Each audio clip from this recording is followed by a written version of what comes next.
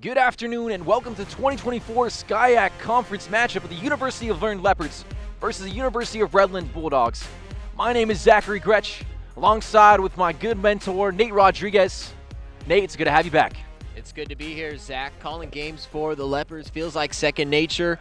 Hoping for the first win today for this Leopards football program, taking on a defense that's been struggling this year. This game between the Bulldogs and the Leopards sure to be a good fight. And so now let's get into those standings and let's see how the Leopards match up against the Redlands Bulldogs. So Redlands is 2-3 in SCIAC, and their overall record is 2-5. Laverne is 0-5, looking for their first win, and 0-7 overall. Players to watch, number 2, Showtime, Jimmy Rumsey, 30 receptions on the year, 502 receiving yards, 71.71 yards a game averaging, and 16.73 yards a catch, 5 touchdowns, which is second in SCIAC. And then number 13, Isaiah Minot Thornton, with 12 receptions, 325 receiving yards, 46.43 yards a game, averaging 27 yards a catch, 2 touchdowns, which is fourth in SCIAC. And we got number 28, Arthur McCown at running back with 50 rushing attempts with 264 rushing yards, 5.3 yards a carry, and 52 yards a game with 1 touchdown. And you got number 7, Elijah Duckworth with 50 rushing attempts and 163 rushing yards, 3.3 yards a game, and 27 yards. Then you got number 12, Brian Rudden, quarterback, 71 completions with 152 passing attempts, 9 interceptions, 142 passing yards a game, and 997 passing yards, 8 touchdowns, fourth in SCIAC.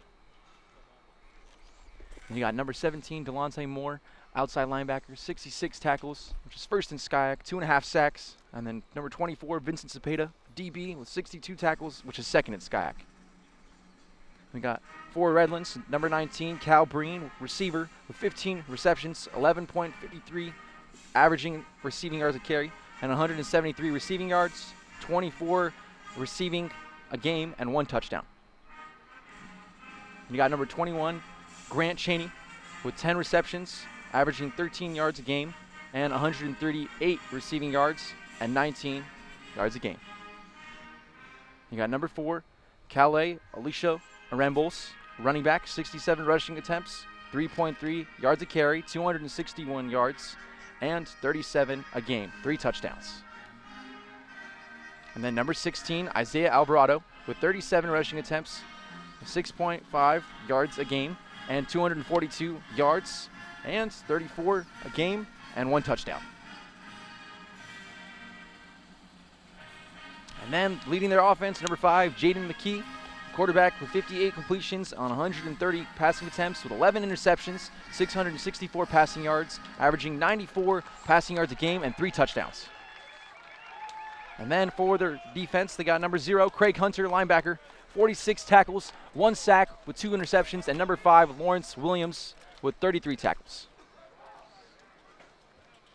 And that will do it for the players to watch. One thing we got to see here, Nate, is the interceptions, which are alarming for both sides, especially on Redlands with 11 interceptions, and then with Laverne, about 9 interceptions. Nate, that's something crucial to a success in football, limiting turnovers. Yeah, both of these offenses in the bottom half of the SCIAC in terms of their offensive production.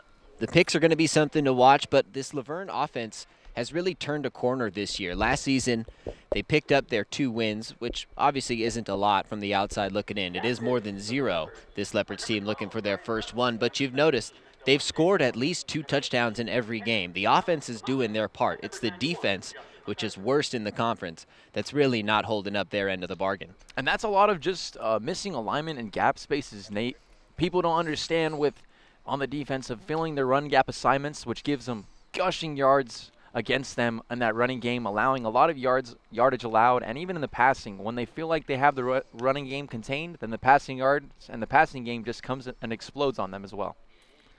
And then for Laverne too, just understanding that they have a lot of weapons and they have a lot to choose from. And with Redlands, the running game is very crucial, and then it gives a lot more opening for Jaden McKee to make his decisions with the pass. So we'll see both of these teams eager to try to get another win under their belt in SCIAC Conference, and to help him later on to see where they're going to end up on the final leaderboard and final standings. in the SCIAC Conference, which is very competitive. One thing I know about these seniors for Laverne, Nate, is, being a former football player here, is just understanding how much the culture needs a win and just establish that momentum that they need to keep carrying on a legacy for themselves. They've been struggling over on these past 4 years, but they want to leave off with a high-end note, and on a win here tonight in the afternoon will be crucial for them. Yeah, back-to-back home games to finish up the 2024 season. It always feels like come the end of the year, this Leopards team really needs a big win, a come-from-behind win, something late in the season to really keep momentum going into next season. Next week is a big matchup. You got to take it one day at a time. You're going to have Chapman, the best team arguably in the conference next week for Senior Day. But right now you've got a Redlands squad in front of you. You've got your own game of football to play. We're going to have 4 quarters of it an hour starting in just a few minutes.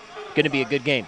And one thing just to look out is both of these teams don't shoot yourselves in the foot. Be able to play error-free football. That's what ultimately wins you a game. It's a game of inches, a game of trenches. You got to start right there from the O-line and D-line play, getting that quarterback from both sides just unrattled, and the quarterback's just got to stay calm and collected. And now we're off.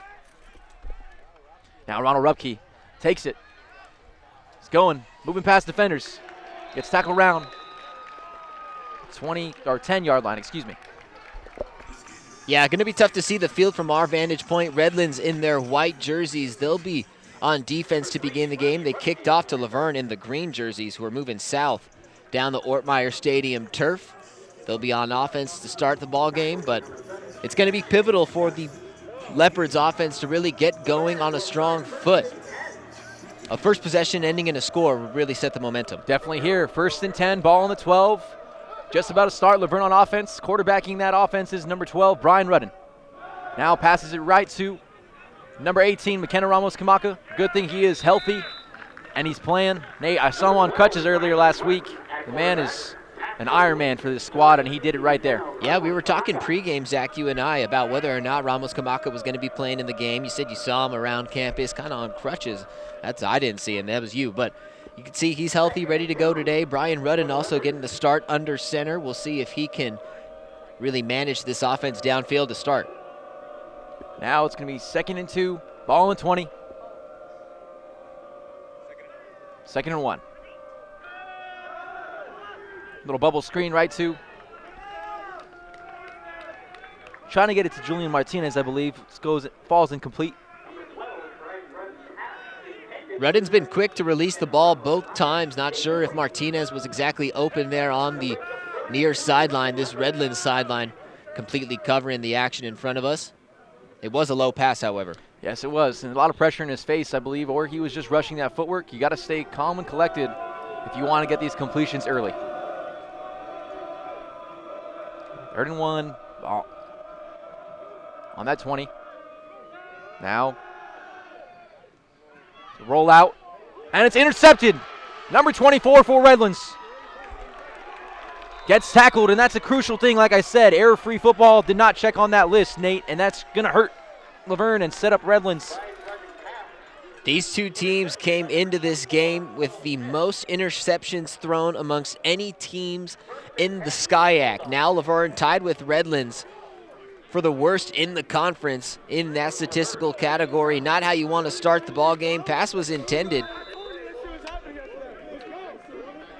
right over the middle of the field, but it was Caleb Hogg, the grad student defensive back from La Habra, taking it away.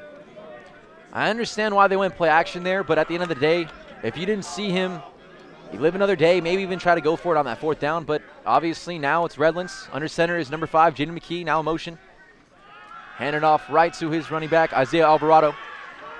Back breaking defenders, goes up and gets a little bit of positive yardage right there. Gets tackled in that pile of Leopard defenders. But that's a great show of footwork right there from Alvarado. It was almost would have been a negative play right there, tackle for loss. But he obviously just gets it with his shifty footwork and gets to even get back to that line of scrimmage and gets even more yardage. So 2nd and 6, ball on 13.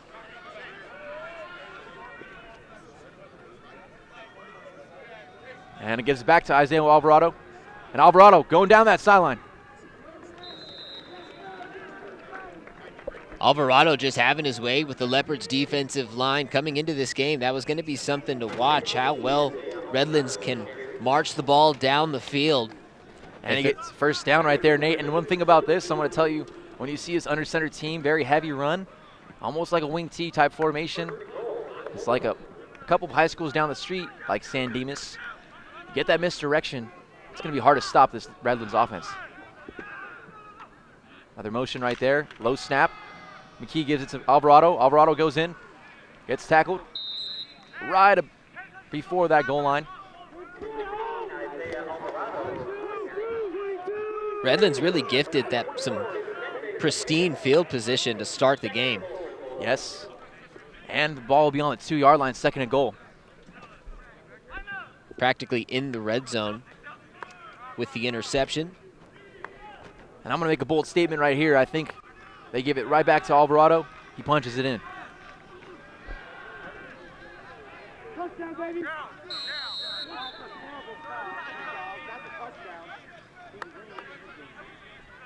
Hopefully the Leopards stopped them right there to silence me. Always rooting for them. But when you see a full head of steam as number 16 giving some great ball vision, and they did stop him. 3rd and goal, credit to Laverne's defense. Looked real close. Redlands wanted it, but you could tell the officials came over and It'll be 3rd and goal, ball on the 1-yard line. inches He it undersent really looks like. right to Alvarado. And he will be in for a touchdown for the Redland Bulldogs. It's 6-0 right now. Redlands just scored. And that drive was set up from an interception for their linebacker number 24.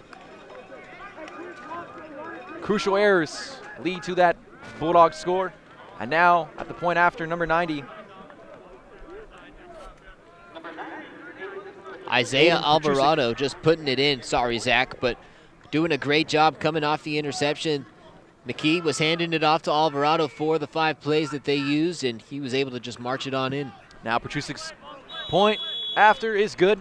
Now they're up 7-0. First score. Throw a first gut punch right to the Leopards. Let's see how they respond. One thing they got to do, take care of that football, Nate. Yeah, and that's just really not taking care of the football on your first drive, marching down the field, trying to really get your feet under you, which Rudden never really did. You saw him release both passes nearly instantaneously, and then that third one he let go of. Not sure who he was really intending it for, but it landed well short of his target and into a pair of Redlands gloves, and really Alvarado. It's going to make it a long day for this Leopards D-line if they're unable to contain him. And that's one thing I told you too pregame. It's a battle of this O-line and D-line in the trenches. So far, Redlands have got their number called, and they punch it in for 4-7. And now Petrusic will kick the ball to a pair of lightning returners in Noah Allen, number 4, and number 3, Ronald Rupke. But they don't get a chance to return. It'll be a touchback. Leopards are going to need to make smarter decisions throughout the game. If Rudden's going to come out and lead this offense, he's going to need to have some rhythm to him. He's going to need to have some poise. He's going to need to read the field a little bit longer, a couple play-action passes, and he didn't really let the plays develop. No, and that's exactly what, well said, Nate. I mean, getting a lot of pressure in your face, regardless as a quarterback, you still got to stay in there, stand tall, and you got to make the smart decision.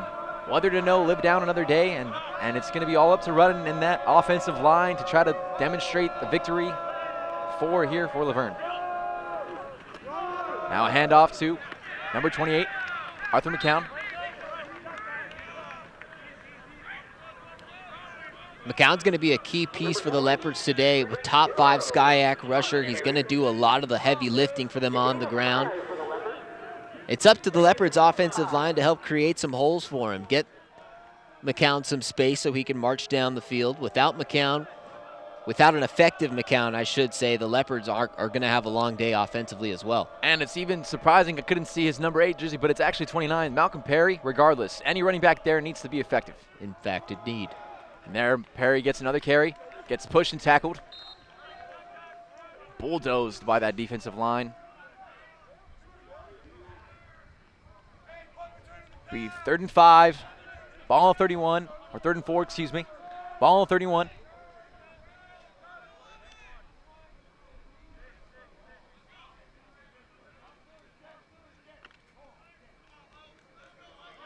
Now you're going to see the coverage right here, Nate. Looks like a little cover. Actually, man coverage. And they're bringing the house.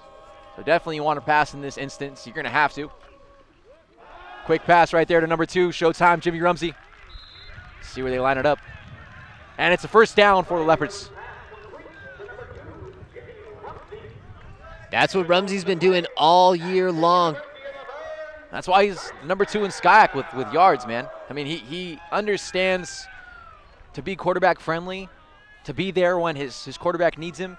You're going to need a lot more of that today, and not just from Rumsey, from Ramos Kamaka, from Isaiah McNaught-Thornton, from Julian Martinez, from all that offense to help running out here tonight. Going to be a whole team effort over the next 2 weeks if the Leopards are going to come on away with even just one victory. Now, 1st and 10, ball on 37. Handoff to Malcolm Perry, makes a man miss. Then he's got introduced to 3 Leopard defenders, a whole pile, now just pushing. Now play is officially dead. A lot of pushing and shoving, getting a little chippy. Again, these 2 teams do not like each other, Nate. And the series on this, too, this can help me introduce a little history on here. We'll get another replay look right here as he gets a man miss, Malcolm Perry, and then gets introduced and tackled from 3 Redlands defenders, and then a whole pile. That's what you ought to see sometimes in football is the trenches. Now it'll be 2nd and 8, ball on the 39. Leopards trying to get that first down and keep this drive alive. Now another quick pass to Jimmy Rumsey. Gets tackled. A good job to find the open man in Rumsey, but to nitpick, Rudden didn't exactly lead Rumsey with the pass. Kind of made him change direction, had to stop, pivot, catch it on his back shoulder, and then try to move forward. And by that point, Redlands had swallowed Rumsey up. So not a bad pass, but it could have been better. Rumsey could have had a couple of more forward yards had it led him in a forward direction. That's a very key point, too, Nate. I'll get on top of that after this play. It'll be 3rd and 1. Ball on the 46. Now running motion to Martinez. Be a handoff right to Malcolm Perry. See if he gets that 1 yard. Does get tackled. See if it's forward progress. Nope, it is not. They're calling it a 4th down. That Redlands D-line was not playing any games right there with that possession. You could tell 3rd and 1, they had to lock it down in order to force a Leopards 4th down. And you're just seeing that replay right there just get stuffed. And, you know, at the end of the day, hard-nosed running, it's hard when your own line gets pushed back. You're not going to have a lot of help. But you know what? One thing I love what Coach Creek does, former head coach, for me, he wants to go for it. Now will be a timeout for Laverne. So just seeing this, you're understanding what Laverne's tall task is. You got to get that forward progress. You're leaning on the run game a little bit more. And then getting those quick passes. And the one thing I was going to go and lead off back to you, Nate, was off that pass, you're saying that little quick bubble. It's a thing about Laverne's offense is trying to get that person in space. Whenever I tried practicing that in practice, we always try to get that receiver to make a man miss, to get them in free space. And, yes, he should have led him there because if he didn't lead him there, it takes him off traction to catch that ball and try to make something out of nothing. Yeah, Rudden's really just having a hard time connecting with his receivers. That's why he's turned to the run game here early on so far in Malcolm Perry. Arthur McCown, we're hoping the freshman gets to make an impact in this game, but so far it's Perry early on getting a couple of the carries, most of the carries I should say. Rudden really needs to find that rhythm with his receivers though so that Perry can have a more effective game on the ground. Now 4th and 1, ball on 46. It was a direct quarterback keep to number 11, Julian Martinez. Gets stopped. Be a turnover on downs. Oh, I'll tell you what, it's big Jax Lee for Redlands coming off, holding those 2 fingers up like you were so close, but you didn't get it. Redlands, a couple of big defensive plays. The interception from Cole Smith in the early minutes, and a couple of big stops by Jax Lee forces Laverne over on downs. And it does. It's going to be a 1st and 10 on that ball, on the 46-yard line. And you're going to see right here, they go direct package to Martinez at quarterback, and there was no forward progress you could see at all as he gets toppled by, but great effort from Martinez to even try to get his wheel in there, but the Redlands defense was right there in that up front and standed their ground and converted that turnover on downs. Now Jaden McKee under center. Now play action on a boot. Pass incomplete. That was broken up right there by sophomore linebacker Braden Varney from Big Bear. A good job of just rolling with McKee, who rolled out to his right. Varney just stuck out his left hand, got a piece of it. Second down, Redlands. Yeah, and that's just something that you're going to see a little wrinkle in their play, getting a quarterback boot, trying to get him early in space. But great job by Varney just watching the quarterback, keeping his eyes down the field and tracking where McKee was going to go. And Austin just get that incompletion. Now it'll be a handoff to number 22. Gets in, bulldozes his way all the way down to that line. Mason Uribe, the sophomore out of Renton, Washington. Explosive right there, his first carry of the game. Last sequence we saw Redlands. Actually, excuse me, yeah, my apologies, was looking no at worries. the wrong roster. Evan Combs, or Taylor Bowie, excuse me, freshman running back out of Rancho Santa Margarita, California. Bowie, some lightning fast speed blowing through the line. And Bowie just shows his, again, lightning fast speed, but brute force of a running back to just pile. And now he gets the carry again. But now is met by number 19, Braden Varney right there. Yeah, not as elusive that time. Varney, a good job on this drive for Redlands, trying to get in the middle of everything. That'll be 2nd and 10. Ball at 29-yard line. We're just checking in. 6 minutes underway in this first quarter.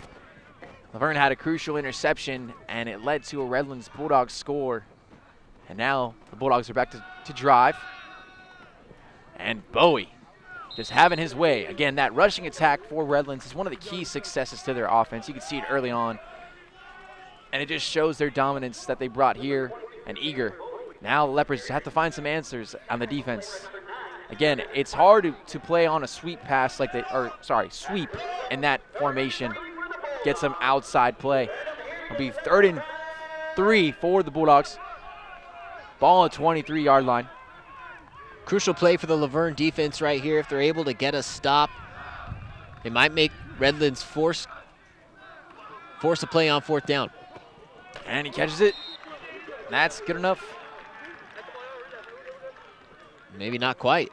No. And it wasn't. And it's a great stop from the Leopards defense right there. I couldn't see from our vantage point if he completed it or not. He didn't, obviously. It was intended for number 30. And now it'll be a 4th down, and it takes out Aiden Persuzik for the field goal attempt for the Redland Bulldogs.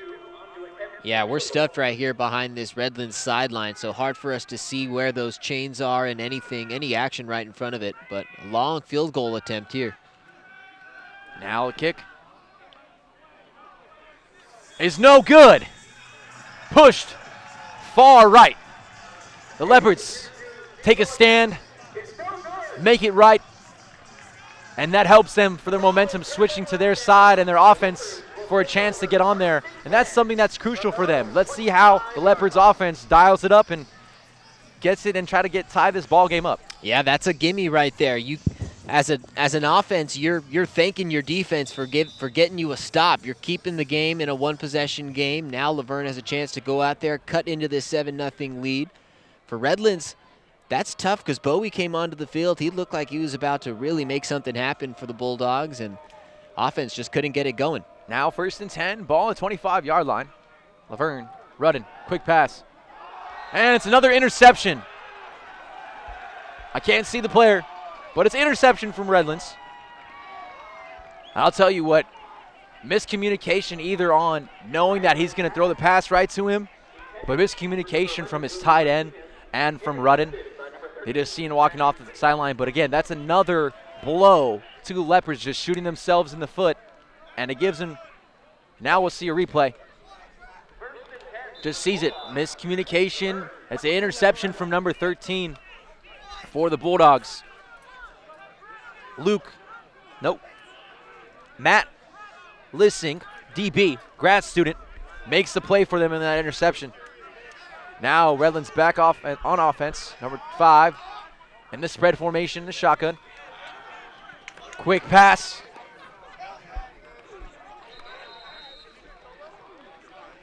Pass completed from McKee to number 88.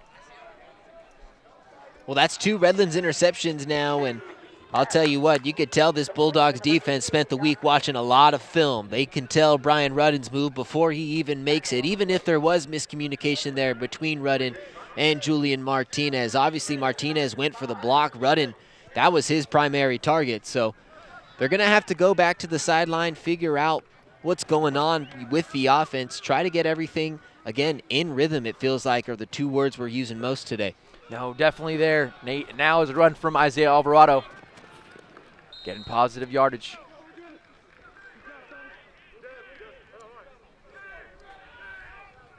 Be 3rd and 5. Ball on the 22-yard line.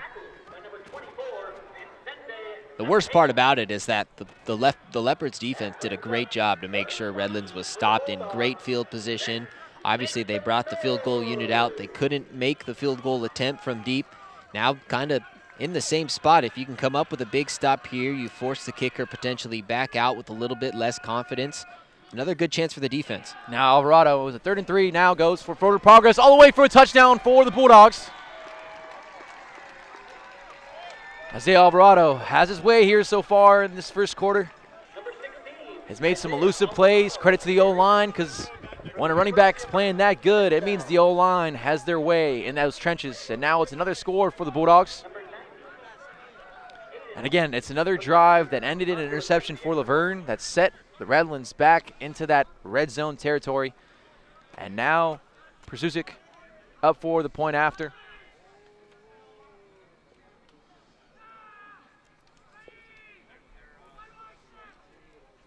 Now Prusic's point is good. And it's 14-0, 3 minutes and 44 seconds left in this first quarter. Redland Bulldogs up over the University of Laverne Leopards. A 2-score first quarter, and it's not over yet for Redlands. You could tell this Bulldogs team, worst defense in the conference coming into this week. They were not about to let that happen again this week. On a mission, we'll see if Laverne can come away with some points. Based on how the offense is going here in this first quarter, it looks like they're going to be hard to come by. It is, but there's never no faith and fight. Hard work pays off for the Leopards. They need it right here. They needed it so much ever, and here's the replay for that touchdown. Isaiah Alvarado goes outside, bounces it, and just takes it in for the score. Redlands is doing a great job of giving Laverne a variety of looks. They used Bowie on their last drive, and obviously the freshman running back from Rancho Santa Margarita wasn't able to get it done, but Isaiah Alvarado, the sophomore from Coachella, just making a whole lot of noise on his 2 drives out there on the turf. 2 touchdowns for him. And a whole lot of music as well. And now touchback. No return for Laverne.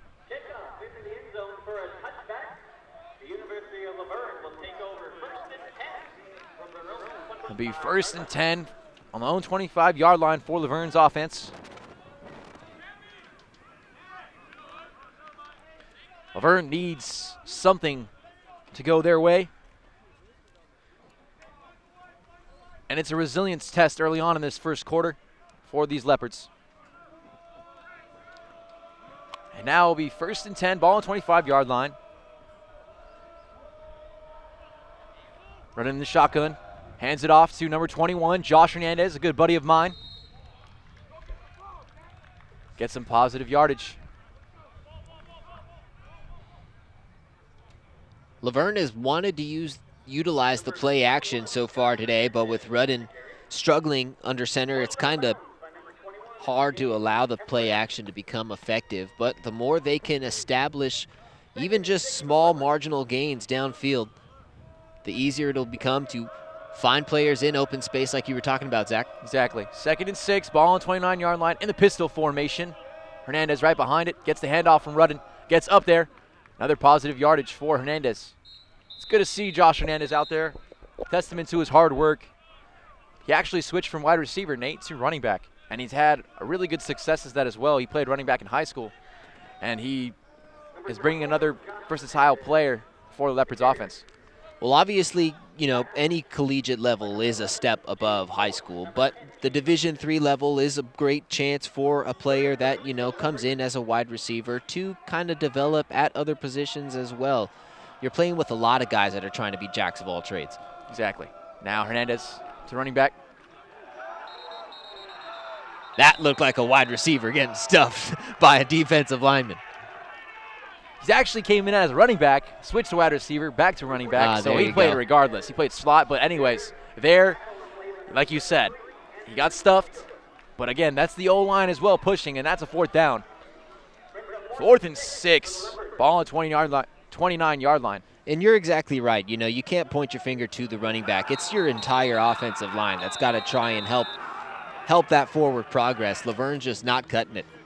Now, going to be in the punt formation. It's a good strategy from Laverne, trying to flip field position for Redlands. That's Ford's punt.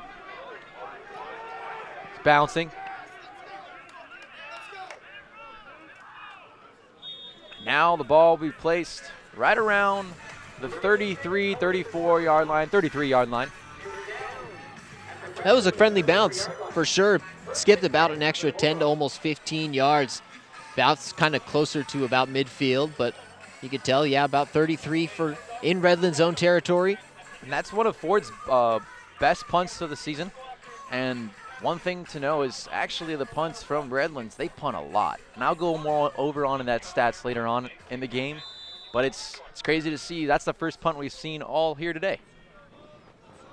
And now McKee back under center. Hands it off.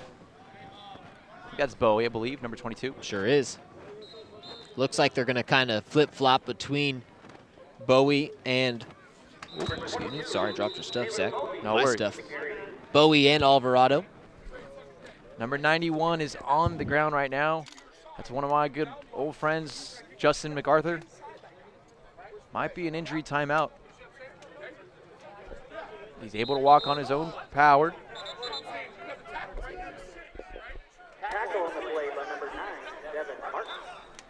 It's going to be 2nd and 6, ball on the 37-yard line. I mean, Laverne's defense needs to make another stand, needs to give their offense somewhat field position. But right now, it's been just all Redlands football here to start off this first quarter.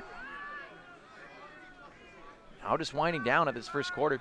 See how they play it conservatively, or they keep going more in yardage, and they do with Bowie making his way. Ran into his own lineman. It's actually, I believe it's his tackle.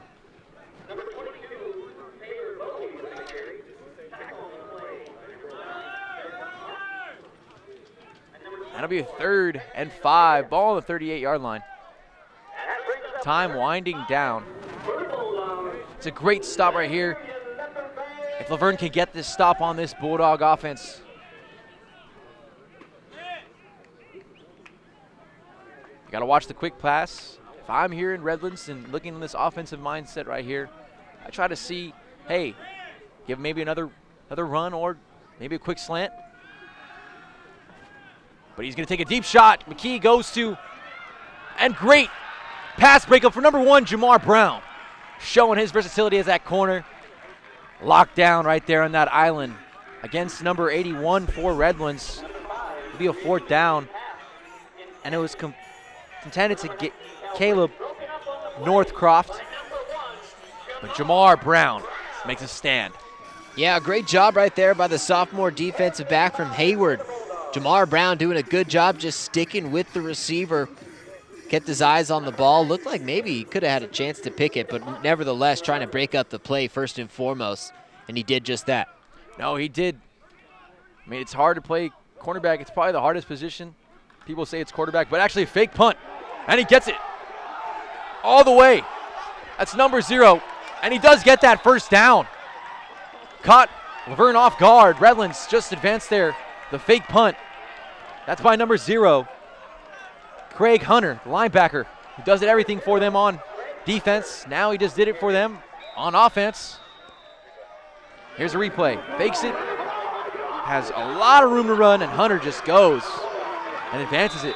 That's another versatile player, and another miscue.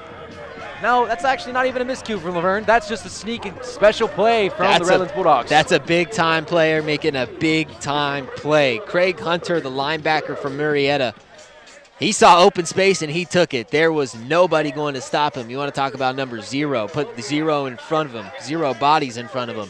That's a great point, Nate. And I think to end the first quarter,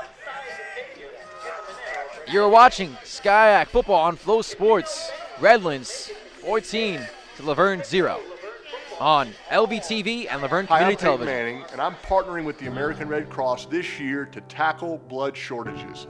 Giving blood's important because every 2 seconds, someone actually needs blood, and unfortunately, only like 3% of the U.S. population donates. So we have to step up to give and to make sure there's plenty of blood available for those in need. Visit redcrossblood.org to get in the game and make an appointment to give.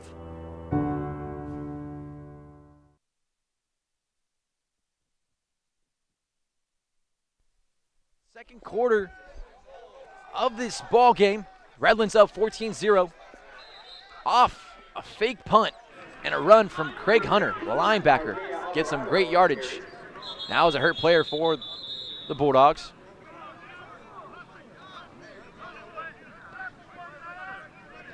But again, I'm really shocked, Nate. I can't, I mean, a linebacker going at that speed, and he just That was top speed. That was like a freight train moving down the field. Watching the replay, watching the replay was, it did the entire play justice. That was one special play by Craig Hunter. It's too early to say that there's, any sort of coffin out there, but those are the types of plays that help a team start to run away with the game. A play that, on 4th and 5, your defense needs this stop to really kind of get the offense back out there and keep you in it.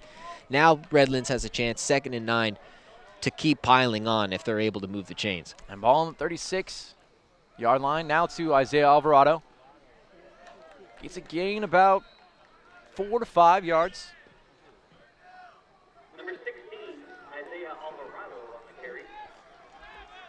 Tackle on the play by number 7. Now Laverne just has to fill those run gaps, push and pin them back to make, Redlands want to pass the ball, Nate, because they're not a great passing team.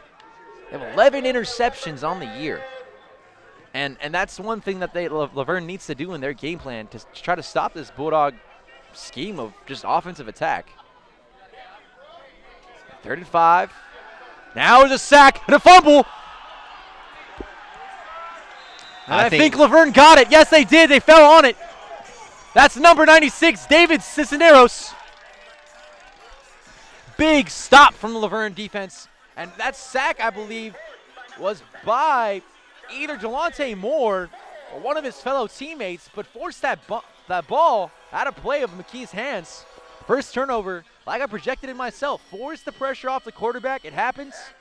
There you go. Now Leopards have some to cheer about again, and they're on the move, that offense. That was exactly what the doctor ordered. The Leopards needed something to go back their way. The 2 picks by Rudden, they've been tough for the offense.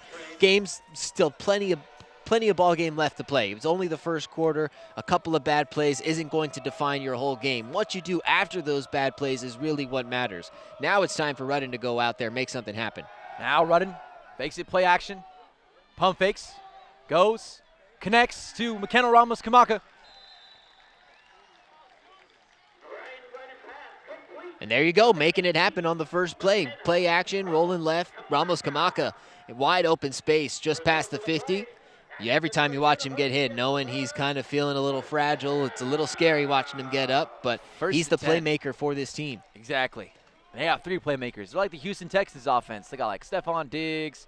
They got, Nico Collins and Tank Dell. Well, we got a couple of our own as McNaught Thornton, Rumsey, and McKenna Ramos-Kamaka. Those 3. Now, first and 10, ball on the 45. Handoff. In this second quarter, now will be a 2nd and 10. Lyman a little shaken up right there for the Leopards, but he's able to get up. Yeah, it looked like Craig Hunter had gone down at the same time with Bernardo Brito. Brito, a little shake it up. Physical plays in that O-line and defensive line clash. Even linebackers have to go in there. They first guys need contact besides the D-line, so they're going to be battling it all this afternoon. Now motion Jimmy Rumsey. They're having space right there. Surprised if they go for a pass. Yep, knew it right away. He's got Jimmy wide open. But it's incomplete. No. Showtime Jimmy Rumsey again. Excuse me, he silenced me right there. It was very low pass. Jimmy Rumsey made up something out of nothing. There's a first down.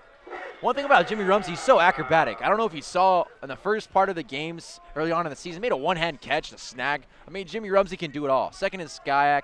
Not for long, I believe. Keeps piling on those yards like that, he'll be up on the top of the leaderboard. Well, there's reasons why this offense has made such a good turnaround, had such a big turnaround this season from last season. You know, scoring at least 15 points a game. Rumsey's right in the thick of it. Definitely is. Now handoff to Malcolm Perry. Ball 31-yard line. Will be a 2nd and 10. Or actually, yep, be 2nd and 10. I'd say there's no yards of gain. Just great instincts to even just get it back to the line of scrimmage off that full house of those defensive linemen. But actually gets 2 yards. So 2nd and 8, excuse me. Ball at 29-yard line. Back to that point on Rumsey, too, and to the point you made about the Leopards having 3 wide receiver ones, you know, Allen, Rumsey, and Ramos Kamaka. There's guys that defenses need to be afraid of if Rudden can really, you know, find that rhythm. It looks like he's got it here on this drive, knock on wood. Definitely right here. Just gets it over ahead, right to Julian Martinez. And he'll get a penalty as well. That'll be pass interference or holding because the guy was holding him. But hey, you know what I like about Julian Martinez? It reminds me a lot of Travis Kelce. I used to throw the ball a lot of him. The guy knew how to get his possession catches. Number 11 comes in clutch for his quarterback. Little security blanket, and we'll see what the official has to say about this. But it will be a first down. I definitely believe that. Martinez is another one of those playmakers. Obviously not the guy that stands out the most to you. As a quarterback, he's super, you know, one of those guys that you can count on consistently. And you saw that play, that interception that Rudden made, the miscommunication between. Pass interference on the defense, number 24. There you go. Told it. Result of the Right play away. is a completed catch. Penalty decline. First down. And I'll tell you one thing, too. And I'll let you finish off your point first, Nate, and then I'll explain why he did that. It was just, it's uncharacteristic of the two. You knew that they were going to go back to the sideline, hash it out, iron it out, get the wrinkles out, and here they are making a big play. And the one thing, I know Brian Rudden uses a lot of Aaron Rodgers tape. You could tell just the way he throws that ball. Number 12. Yeah, and one thing, just understanding it, is that when you see a defensive guy in that position and holding on you like that, throw it right to him. It doesn't matter what happens because it's going to get you forward progress. Like right here, Malcolm Perry with that handoff, hard-nosed running. The ball on the 15-yard line. 2nd and 4. Ball on the 9, actually. So a gain of 6 yards. Now Laverne knocking on that Redlands defense in that red zone territory. Let's see if they can punch it in and try to make this ball game ever so close. Now Rudden. Pistol formation to Perry. Perry goes, dives it in. He's literally right there on that, probably at the 1-yard line. Yep, I'm pretty sure. Actually, ball on the 4. Man, this viewpoint, I'm just trying to see if it's 4-1, but it's ball on 4, 1st and goal. Give it right back to him, and nope, they don't. He airs it out. Play action sometimes gets you off guard. Got me there. Be 2nd and goal. Ball on the 4-yard line. Redlands still up 14-0, but Laverne in red zone territory. And even if you're here, Nate, I'd go for it, regardless, even if they don't get it on the 2nd and 3rd, and even going for 4th down, because at the end of the day, you need something to live for. And it'd be bad field position for Redlands as well. Is it worth the potential of not scoring? Oh, yeah. And I'm going to say that because they need that momentum. Trust me. Trust me on that. And he's going, pushing in there, but still gets stopped by the Redlands defense.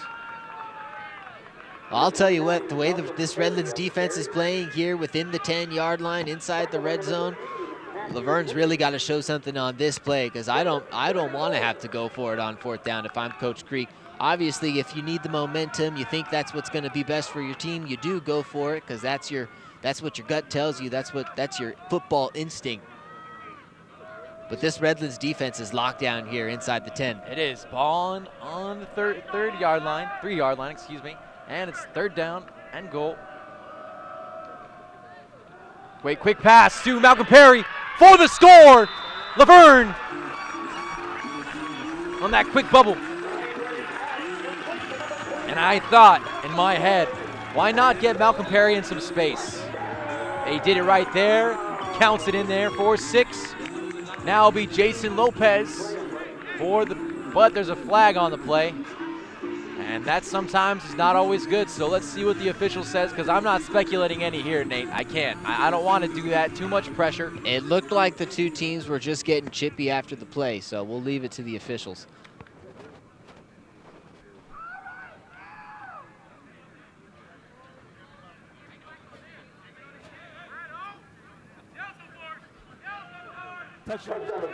After the play, personal foul, defense number 0. That 15-yard penalty will be assessed on the kickoff.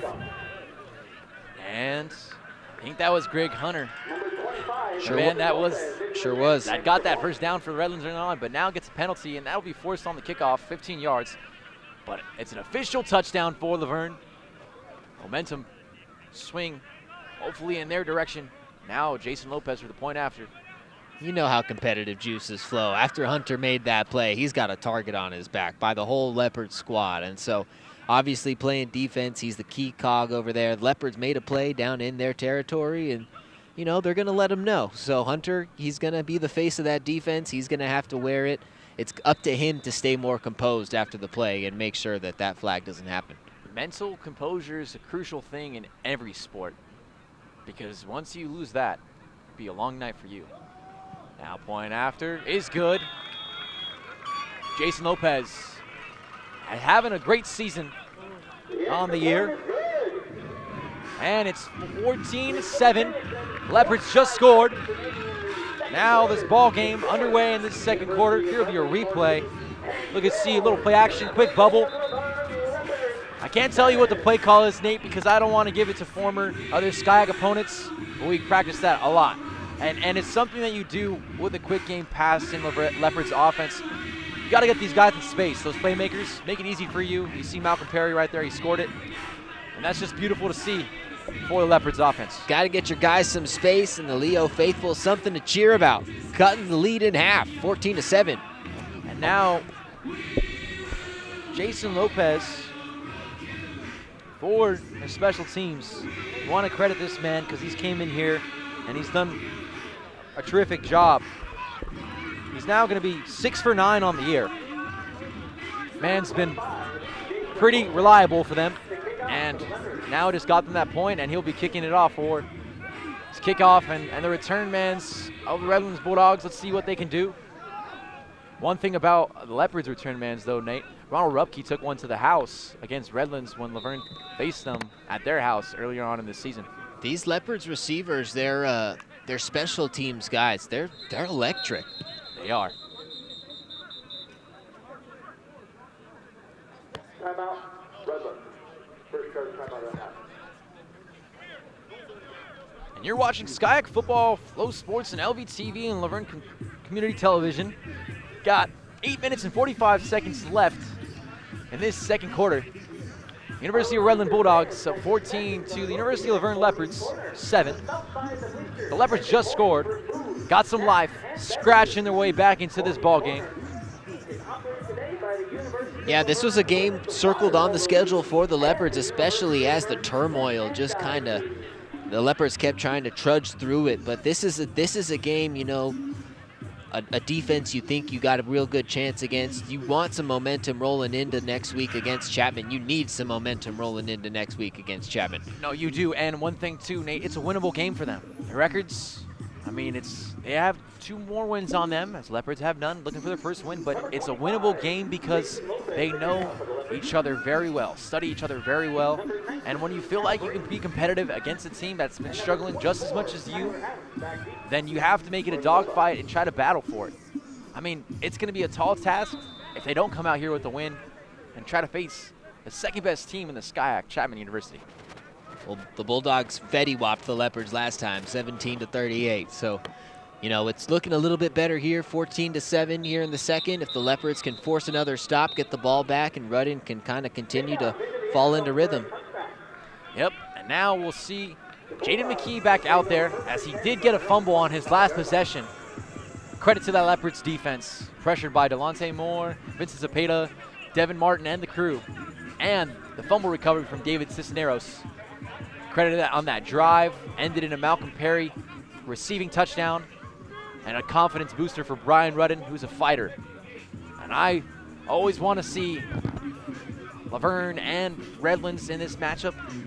Just give us a good one to watch for, and it's a broadcaster's dream to see a dogfight. And it's been one so far in this second quarter. You know, one name you mentioned in there who forced the fumble was Delonte Moore. I haven't talked a lot about the SCIAC's top tackler, but got to imagine if they stay in this game, Delonte Moore is going to be the biggest piece defensively. And I know him very well as well. Offense number 0. 5-yard penalty, first down. False start, 5-yard penalty. Pushes Redlands back more into their territory. It's great for Laverne trying to get back into this ball game. But off that, yeah, Delonte Moore versus the SCIAC. The man's turned around, has had a career year, and he's just that leader head of the defense, along with, you know, J-Mac and the crew. Now you see Taylor Bowie going in between the tackles.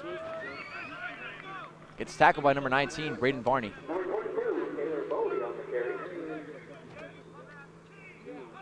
Redlands utilizing the round game, sorry, Zach, to a T so far. We'll see when they start to want to, if McKee wants to air it out. We talked earlier in the game, 11 picks to, what was it, 3 touchdowns? Yep, 12 exactly. picks to 3 touchdowns. Exactly. So you know he's not really confident in the arm. Yeah, I didn't mean to interrupt you there, but ratio is pretty bad, and now he's up there in the pass. And you see the fallout and the drop-off in the offense is the run game is their strength. So like I said, put pressure on McKee. It's going to get success in that Leopards defense and that formula to try to win this game. It'll be 3rd and 6, ball at 29-yard line. And it was almost right on cue right there. McKee just miscommunication with his receivers. There was nobody really in the open area. You call it, Nate. My mentor right here, hey, Mr. Rodriguez, No. you know what you're talking about. No. And you know what the specialty right there. When you I call just on want a to help you broadcast- sound good. No. Yep. You too, Shane. Now McKee, feeling the pressure, gets tackled, and there's a sack. When they need it most, the Leopards thrive. And like I say, get that rush. And it's just something you need to see. Get pressure in Jaden McKee's face. You'll start to see him crumble piece by piece. That was a great job by the Leopards, doing a good job of just sticking with him. McKee had broken one tackle, got away for momentarily, really, but the Leopards sticking with him, swallowing him up. 4th and 10. Bulldogs forced a punt. I couldn't even tell you who tackled or sacked him there because it was literally 3 guys on him.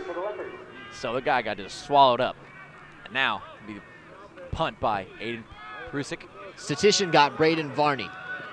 Now Jimmy Rumsey, it's wrangled up on the 40-yard line. Be 1st and 10 for the Leopards. Enrique Ibanez, the sophomore defensive back, doing a good job just to get to him quick. Now the Leopards, almost imperative here that you get a score, even if it's just a field goal. Chip into this lead, a 7-point lead. You're not going to get the ball back after half because you started with it. Redlands is going to have, you want to eat some time off the clock here and try to get a score on the board. So if Redlands comes out, worst case scenario, they put a score up. This game is still hopefully a 1-possession ball game. And I think they got to keep feeding in the run game and then, try to feed those receivers. Gets tackled right there from number 57. That was Josh Hernandez on that carry, but 57 swallowed him. Tackle the play by number 57, Javier Sandoval. Javier Sandoval just put his will. Be 2nd and 11.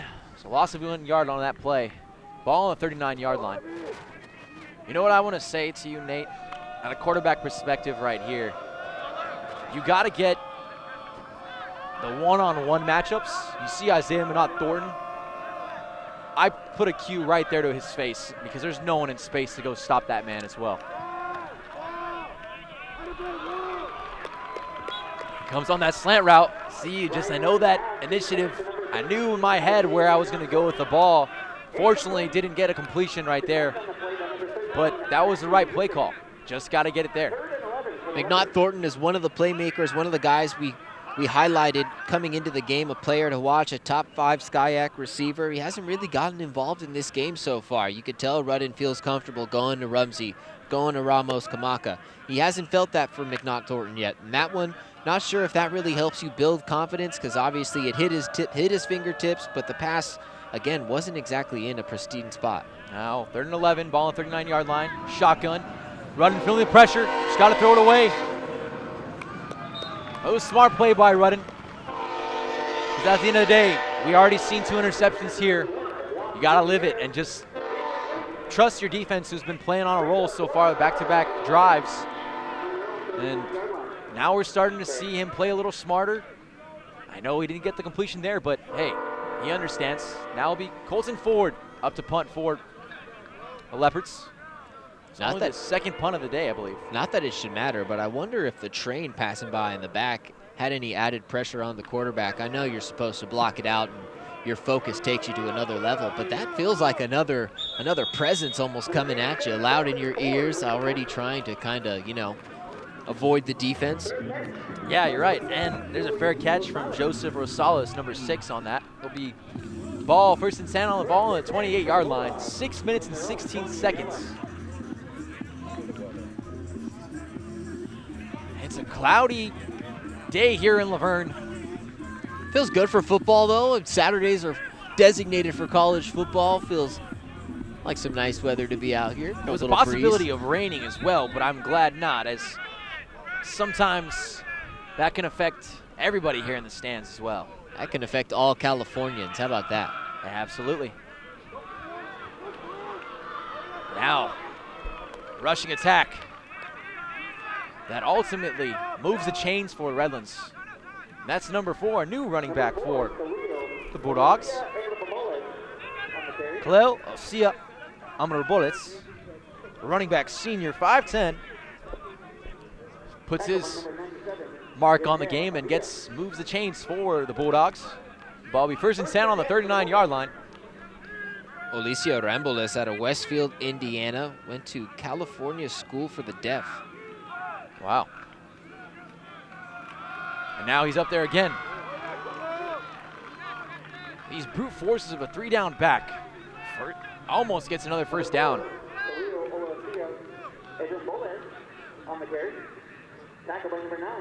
Alicio Ramboles understands his assignment. Come in here, be a brute, try to establish the run game more. Again, the Redlands is more deadly at an offense when they run the ball, Nate, and you're seeing it there. Leopards still haven't figured it out. Does it again and gets a 1st down.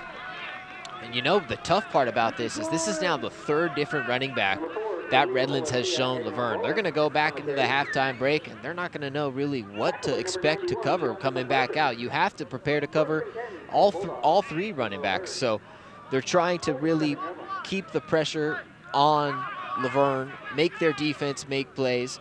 It's going to have to be bend but don't break. Exactly, and the key for them is their running game. The key for Laverne, passing game, quick game, and on that. So it's these 2 defenses have to play mix and match football. Now pass gets lit up by number 6 for Laverne. Puts the hit on him. You can hear it from this sideline. Josiah Fennell just lit him up. He lit him up on that replay. I want to see the replay right here. Lights the running back up. There was no way. I'm glad the running back got up after that and protected the ball. Well, so much, but at the end of the day, Fennell just pounding him. Now, ball second and 10 on the 47-yard line. Another running play. Leads more positive yardage for the Bulldogs. Well, Fennell had read McKee's eyes like a children's book. He knew where the pass was going to go. A good job, though, however, by the Bulldogs to go ahead and bring back in Alvarado to come in and make a play. He has scored the 2 touchdowns for Redlands so far, and Alvarado looks to be the playmaker when Redlands needs something to happen. You know who they're going to hand it to. Yeah, and on that was Evan Anglin just understanding, like, putting a receiver out there, a liability, kill shot. That's a no-no for a quarterback. Now on the completion, McKee to number 26, I believe, gets slammed by Vincent Cepeda on that tackle, but it's a first down for Redlands nonetheless. Number 26 on that play for the Bulldogs. They'll take it because those might be big plays, big hits, but in the long run, if the chains are moving 2 snaps after, what good was it, you know? Exactly. And that pass was completed. Kev Marcosson, gonna be first and 10, ball on the 33-yard line. Redlands on the move. Leopards defense trying to find an answer.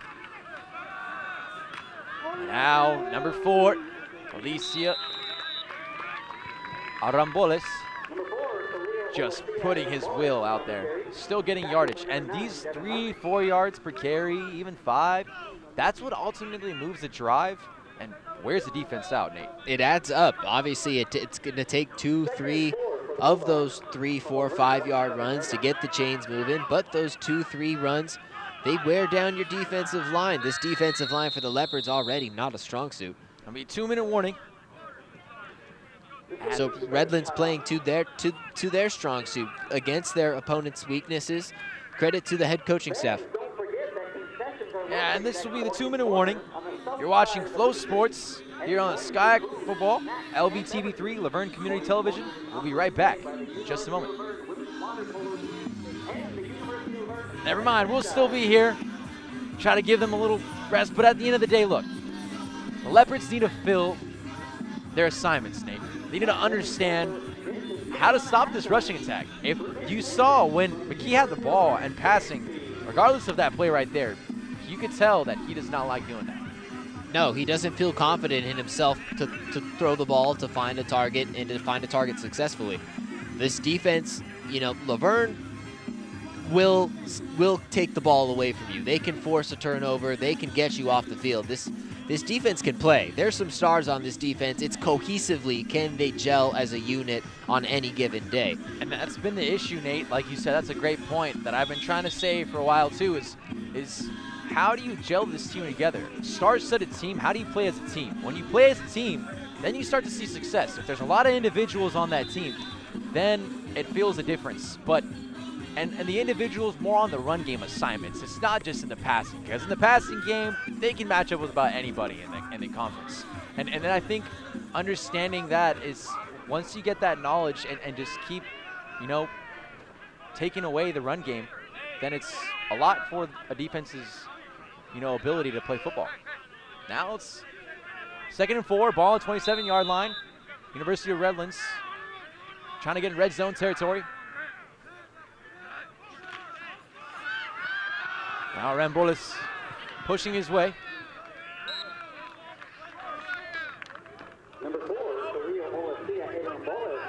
Just checking in. University of Redlands Bulldogs up 14 to University of Laverne Leopards 7. Bulldogs had the first 2 scores off of interceptions, a pair of interceptions from Laverne in the first quarter. Laverne responds, and now the Bulldogs marching down again, but there's a penalty on the play. It'll be false start. If you're the Bulldogs, you can't have that. That's just tough. Here within the 2-minute mark, you're going to get the ball back after halftime. You cannot have anything that moves you backwards. You need to keep moving forwards. You got to play cleaner football. If you're a Bulldog, for the Leopards, you got to take advantage of the mistake. You and can't. That cuts half of your playbook too, Nate. Sorry, I just want to say that. No, to you. that, you know, keep adding to it. Now play action, boot out to the right. McKee trying to stand, make something happen out of nothing. Grabs his body, gets tackled. completed the pass, but ultimately gets tackled by number 19, Braden Varney. And see, that's why you can't have that. Like you said, it takes away half your playbook. All of a sudden, the quarterback feels that pressure that's added. You have to make this play now on third down, because otherwise you're forced either going for it on 4th and long or sending your kicker back out there who's 1 for 2 on the day to try and make one from long again. So Redlands, they've got something to go over here. Head coach Jim Good in this timeout with less than a minute left. Are they going to go for it? Do they want to try and kick the field goal? Laverne really needs this stop. 4th and 5. They brought out the trick play already with Craig Hunter and the fake punt. You can tell they're unafraid to go for it. No, definitely there, and understanding too. How do you solve an issue when you get those penalties? And then 2, they had 2 kickers here in the Bulldogs this season. Now they're making their punter turn into their kicker and trying to kick these field goals. Like you said, he's 1 for 2 on the day. So at the end of the day, you got to play clean football. You have to understand that. And then also, too, that's the quarterback understanding, hey, to the offensive lineman, reminding him in the huddle, hey, cadence-wise, listen to me on the 1. If you keep going, you're going to push us back more in punting range rather than a field goal range, because now it's going to take them out. But, hey, they're going for a field goal right here, and we're going to see the leg. Aiden Prasusic up to this field goal attempt.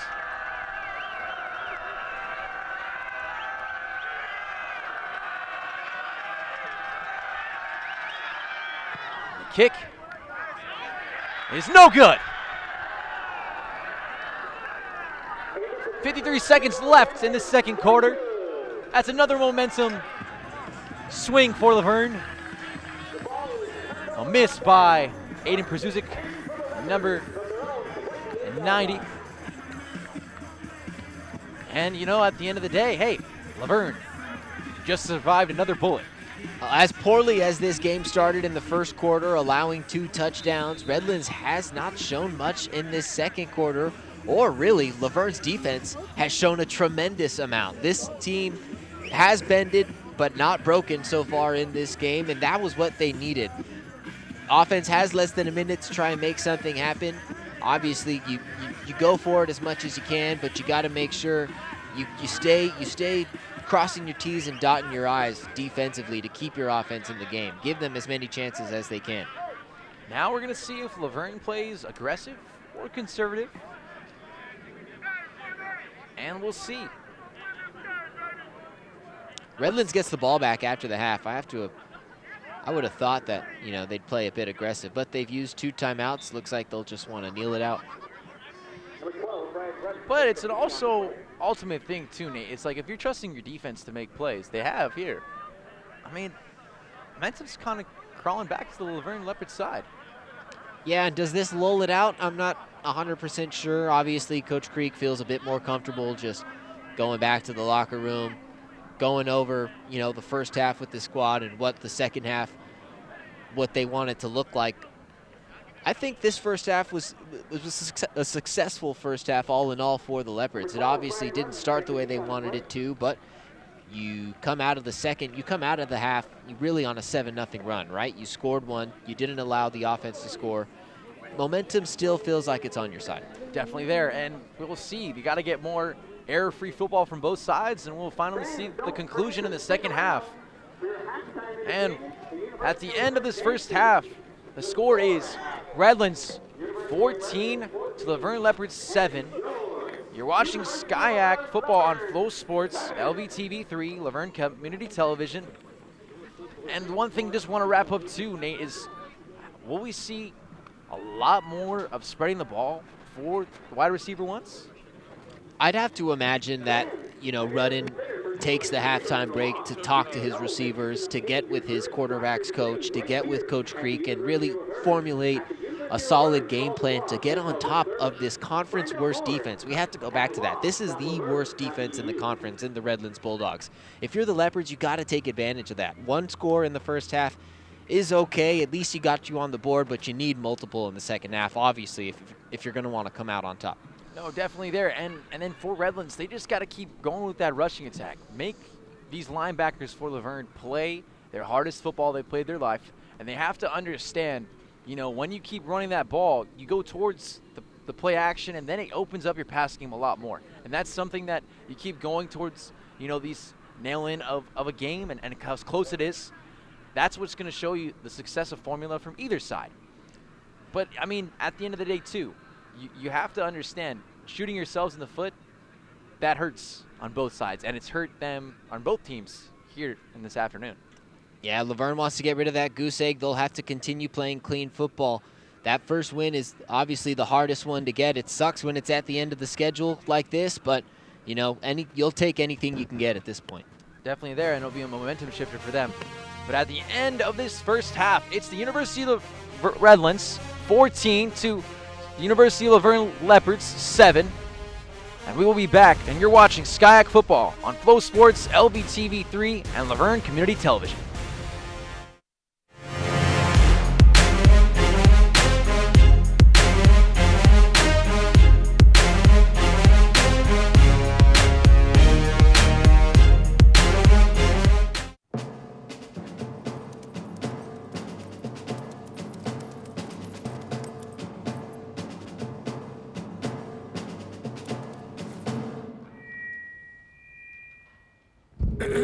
Dear humans, this is an adoption campaign, but it's not for me, or Mr. Buttons, or Frank over there.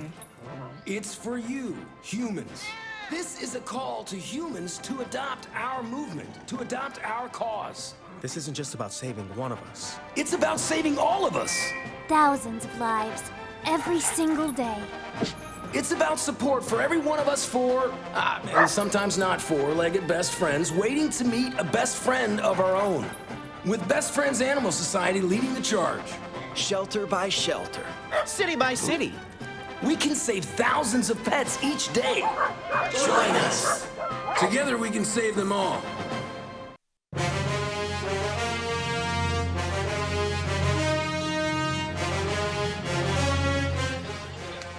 And we're back for this 2024 Skyac Conference matchup of the University of Laverne Leopards versus the University of Redlands Bulldogs. And it should be a fun second half conclusion as the Leopards did get momentum back on their side. And some halftime stats here. The total yards, 149 for the Bulldogs to 26 to the Leopards, 17 passing yards to 67 passing yards for the Leopards, 132 rushing yards for the Bulldogs to 24 just for the Leopards, 7 first downs for the Bulldogs, 5 for the Leopards. 3 penalties for 25 yards for the Bulldogs to no penalties for the Leopards, which is great. And 16 and 10 seconds of time possession to 13.50 seconds for Laverne. Those 0 penalties have actually helped Laverne, and that's really great because they usually have a lot of penalties on their sides, more towards on their offense, but they've been playing some error-free football right there. Although they had the 2 interceptions, they're cleaning up their second half, and it should be a good one. And I was just checking in for Brian Rudden's stats as well. He added 1 more touchdown on his year, and that could make him, for touchdowns alone, first in Skyac or second. So credit to him there, and also just for the Leopards offense to come in and try to crawl back into this one. But the Redlands Bulldogs will be up first on offense, and we've seen a lot from their defense. Did we, Nate, from the Leopards? Yeah, we sure did. This Leopards defense, the worst defense in the Skyac Conference. Going up against this Redlands offense, that's the worst offense in the conference. So this game was one that was circled to be a good one, and it's just a 1-score game. Couple flags thrown here on the first play. Going to be an exciting second half. And it's going to be the first penalty for Laverne because it's a late hit, and that was Cal Breen on that return. So, like when I just said, shot myself on the foot, is the first penalty for Laverne right there, Nate. Broadcasters' jinxes happen all the time. You're going to have to get used to it, Zach. But Laverne came out with a little bit of intensity. Yeah, it was a late hit, but hey, maybe it sends a message to the guys like, we're here to play for this second half. Obviously, that's not how you want to start it. Number 25 on the kicking team. 15 yards added to the end of the run. First down. Especially adding 15 yards to the end of the run, that does not really help the defense. But we'll go back to how well they played in the first half. Maybe they come back out. Now you're going to need them to play just as well here to start the second. Or even better. Even better. And I think to the point, too, if your kicker just made that tackle, number 25, Jason Lopez on that tackle, that sends a message, First too. and 10 If for he the tackled Bulldogs him, from the Laverne. that shows you, hey, Intensity-wise, anyone can tackle on this team. We're ready to play. And now it looks like a quarterback change for the Bulldogs. That's number 10 in there. Just gives it to Taylor Bowie. Running. Gets positive yardage, and it's 2nd and 10. Actually, will be more yardage, but it's going to be. Number 22, Taylor Bowie on the carry. Tackled by number 17, Delonte Moore. And Delonte Moore tackles Taylor Bowie. Will be 2nd and 5. Ball on the 44 for this third quarter of play. Moore forced a fumble in the first half, still in the mix of everything defensively for the Leopards. The Skyjacks' top tackler, Will Reed, freshman quarterback in there under center. And now Bowie missing tackles and just evading them and gets a new set of downs for the Redlands offense. And Reed, the freshman, the new quarterback, is probably what's going to change the dynamic for the Laverne defense. Now having to understand what this Redlands playbook's going to look like with the young quarterback in at the position. McKee obviously wasn't very confident in getting things done with the passing game. They're going to look to a guy who is. Now if Redlands can pull things off running the ball and passing it, Laverne's defense is going to be in trouble. Now Reed, play action, goes, doesn't take a shot, overhead, almost picked off by none other than Vincent Cepeda. Almost. Again, putting a freshman out there, you got to get your feet set, and you could tell he was under pressure, especially from Braden Varney coming right there behind him, and a big hit would also probably alter Reed's throw right there. Knowing that he's about to get hit. Yep, definitely on that. Now Will Reed in the shotgun. It's going to be 2nd and 10, ball on the 35-yard line. Now Reed hands it off to Bowie. Bowie going on the sideline, gets tackled by number 24, flying in like Leopards do, Vincent Cepeda. Cepeda sure is on a hunt right now, and he's looking to the Redlands sideline like, come on, bring it on. Cepeda, the senior defensive back, one of the key defensive players to watch coming into this game, and he's showing out right now. And he's not just defensive back, too, man. He plays linebacker. He can play all over. The man is talented. Looks like he's slotted in the safety, right? Yep. They can put him anywhere, and he'll make a statement. Now Reed on 3rd and 9, ball on the 34-yard line, evades a sack. That's hard to do from Delonte Moore. And he gets positive yardage out of that play. That was a lot of athleticism by the Portland native. Reed able to break one tackle, continue rolling to his left, and then dance toe-tapped along the sideline, able to pick up a couple extra yards, but it's still 4th and a bit longer for Redlands. You know, that reminded me of a play, and it was from, and I'm going to say this only because he's one of my favorite football players, Tony Romo, evades a sack from J.J. Watt. Even though he didn't throw it, it looked a lot exactly like it, and he almost got, and he got positive yardage. There you go, first down.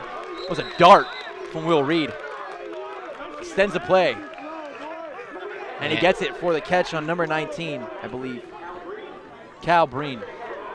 Yeah, and Breen had words for Christopher Long, the senior defensive back. That's a young guy right there in green, going right at him. In Breen, excuse me. Yeah. Two seniors it was, as a matter of fact, but Breen, really an undersized guy, looked like a young guy going up against the Leopards corner. Little Julian Edelman, Yep. if I say so. Now gets stuffed. The running back for Redlands, number 28, T.C. Williams, gets stuffed from the Leopards defense. Need a lot more of those plays, the Leopards do. That was big by Braden Varney. You can tell he's on the aggressive here in this second half to start off. Made a couple big tackles, but there's a Leopard down on the turf. Hopefully he's okay, whatever that is. And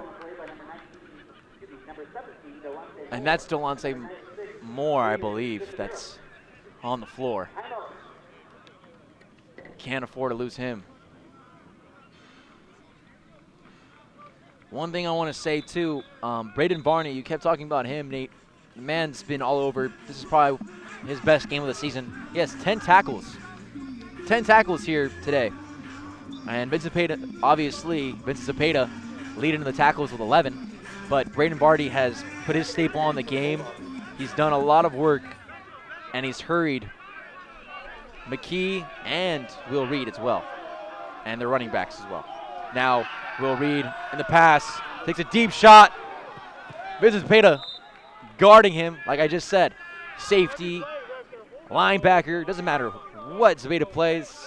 He just shows his high-level IQ of football. And the ref checking on him because making sure he's not trash-talking so much. Again, it's only one penalty for Laverne also this day. They don't want any more, especially on a third down that they want to, make Redlands go in the other direction. 3rd and 10, ball on 22-yard line. Will Reed in the shotgun. Facing pressure, looks like a blitz.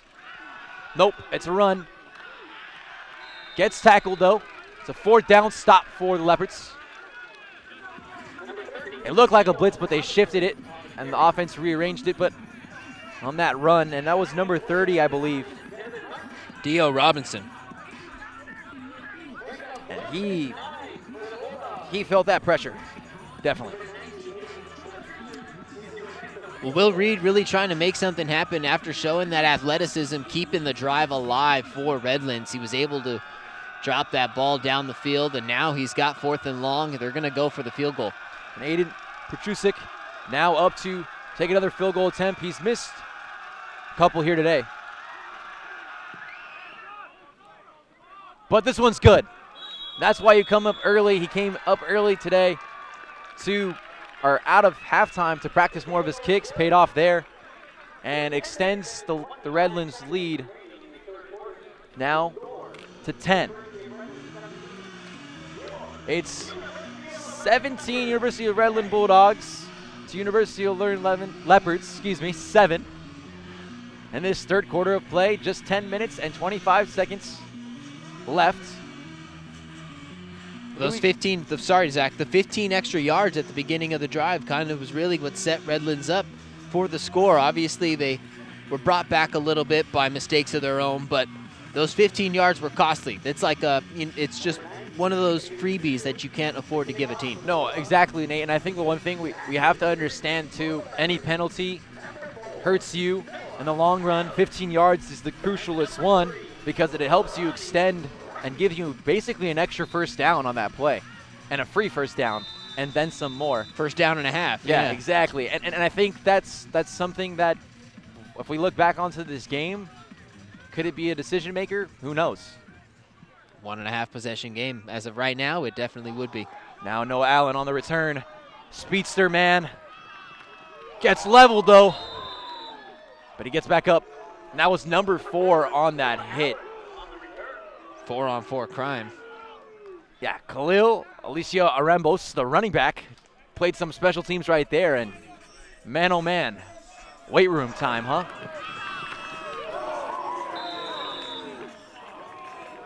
And that just shows you big hit. But now the Leopards are back on the field. 1st and 10, ball on the 17-yard line. Brian Rudden and the crew getting ready to start this drive. Now Orange Crush up to do some work. Malcolm Perry pushes his tackler and gets even more yards. As initially, the tackle would have been by Jaden Thorne, but Perry took him along for a little journey. Got some a couple yards, a gain of 3. 2nd and 7, ball on the 20-yard line. Perry being used as the primary rusher today just kind of starts to look at a gas when he's carrying the ball 2-3 times in a row. So we'll see if really Rudden is able to mix in some different looks.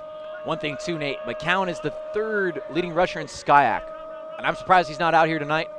Hopefully he's healthy because they would need him as well. Now Brian Rudden goes out for a rollout pass right to Jimmy Rumsey with the head top. Showtime, Jimmy Rumsey climbing up the ladder. 1st and 10, extends the drive for those Leopards. I want you to show this. Rollout play from Brian Rudden. He gets it right to Jimmy Rumsey on a head top.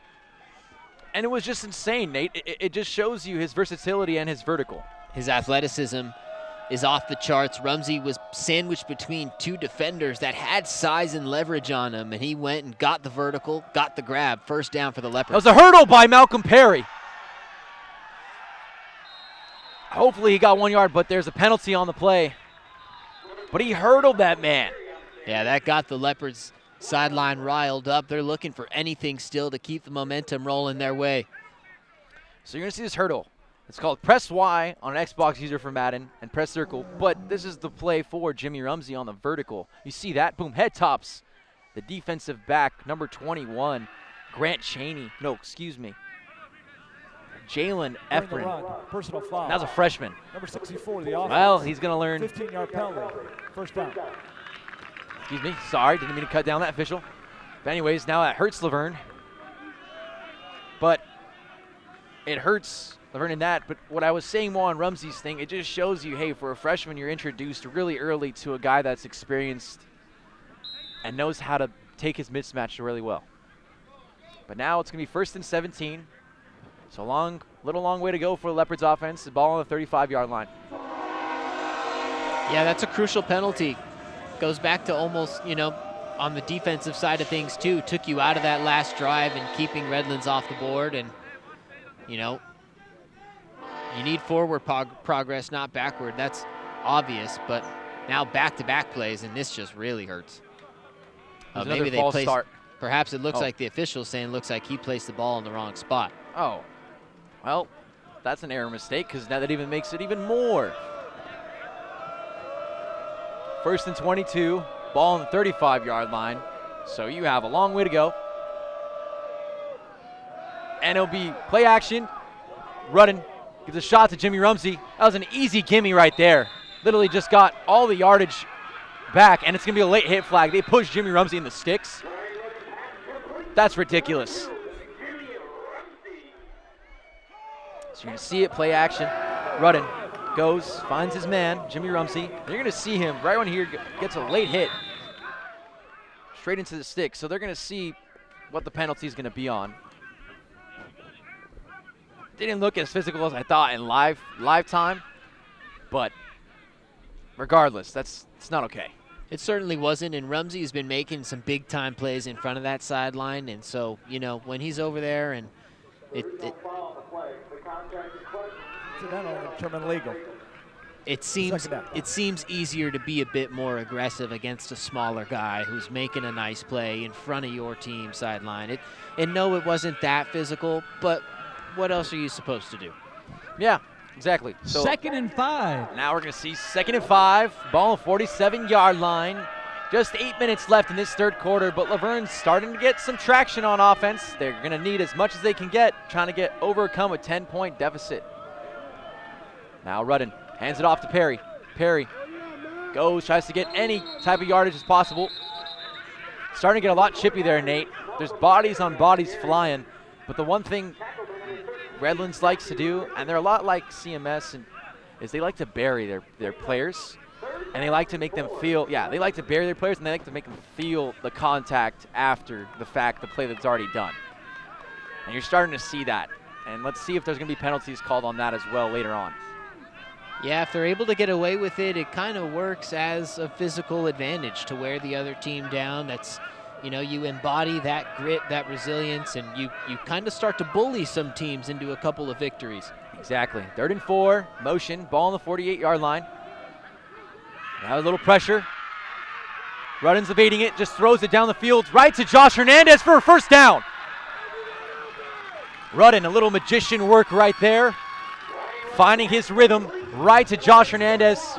And it shows you, again, Josh Hernandez. You're gonna see it right here, Josh Hernandez. You get the rollout from Rudden, gets away from the defenders, right to Josh Hernandez, who, again, I told you, first was a wide receiver to a running back. Made his left mark right there. As a senior, Josh Hernandez has done really great. Now 1st and 10, ball on the 39-yard line. Rudden fakes it out right to Isaiah Thornton, almost had it.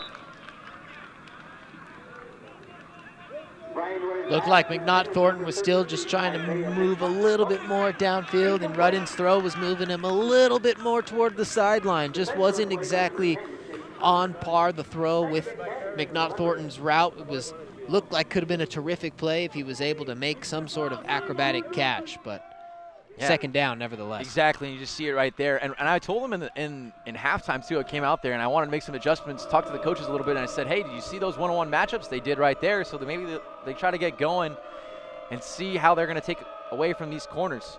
Now 2nd and 10, ball on the 39-yard line. Laverne, play action, Rudden, steps up in the pocket, rolling, just tries to take it off and goes. Gets some good yardage. Now you're starting to see more of his running ability. Well, what's opened that up is his ability to pass the ball. He's obviously gotten comfortable. He started setting his feet. He's letting plays develop. When this first couple snaps of this ball game, when he threw those 2 picks, he was just taking the snap and getting rid of it. Maybe perhaps, they're quick pass play options for Laverne, but it seemed like he just wasn't quite, it wasn't really perfecting the play. Exactly, right there, Nate. He's learning as the season goes along. And 3rd and 5, ball on 37, Rudden now to his left, throwing it right, and it's a catch by Jimmy Rumsey with the one-hander. That's the second time I've seen him get a one-hand, and man, oh man, do we have a wide receiver one? We do, and his name is Showtime Jimmy Rumsey with that play, and he lives in Laverne, California. They call him Showtime Jimmy for a reason, and Rudden, he feels comfortable going to his first option wide receiver. Rumsey has made the big play all game long. And they have each other for the next 2 years as well. They're only sophomores, both of these guys. And it's a touchdown for Brian Rudden. First and goal, Brian Rudden does it himself. Number 12. Trucks and buries his way in, a little Josh Allen type like right there. And he makes it count.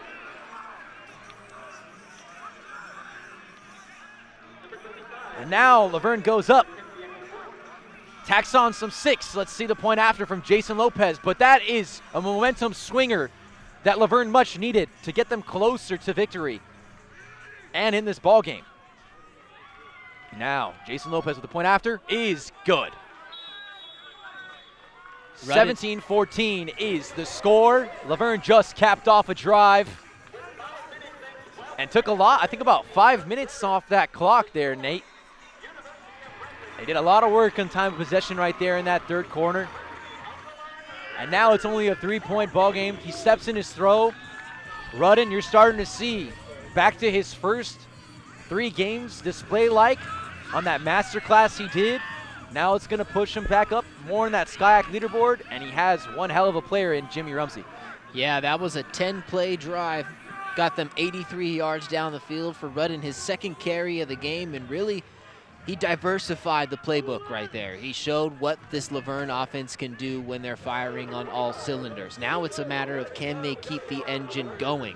The defense has been out there doing their thing all game long. The 15-yard penalty hurt them last time. If they didn't have that, it's very likely they got a stop. They need that stop again here. And one thing, too, you have to understand, as Redlands, how are you going to overcome this offensive momentum from Laverne?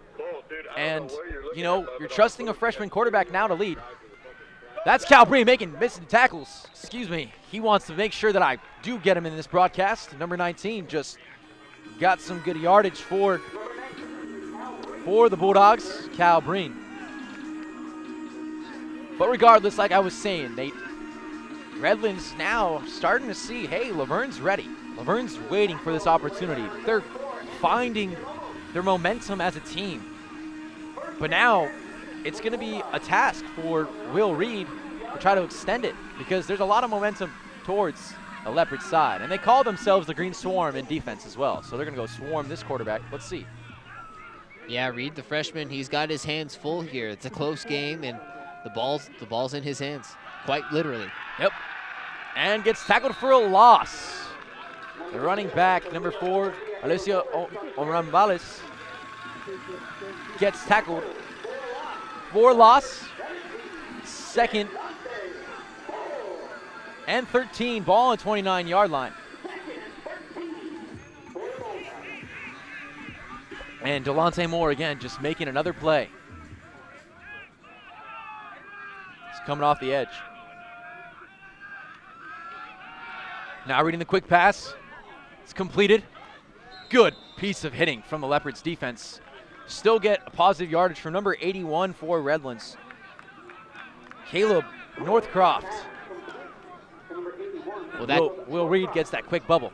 that makes that tackle by Delonte Moore that much more impactful because that picked up pretty much the lost yardage. Now they're 3rd and short, 3rd and 3. There it was, the 10 yards would have had them that first down. So perhaps Moore makes another big play. Zapata been on the edge all day long. Just wait, I think Laverne should bring the house. They do. Got a blitz right here. And they're getting Will Reed over, but Will Reed gets it over to number 3. Evan Ongwan all the way for a touchdown and a walk-in. That was a magician play. They brought the house, but Will Reed just put it over his head and threw it to Evan Ongwan. And they got a touchdown. Well, I'll tell you what, that was a fantastic play by Agwan. He did some magician work over by the sideline, but what set it up was the block by his wide receiver, Scott Blankenship Jr. Blankenship was calling for Agwan to come on down the field. We've got it. We've got this guy 2-on-1. If we can see the replay in a couple minutes after the point after, or a couple seconds, excuse me. But that block really helped Agwan get down the field.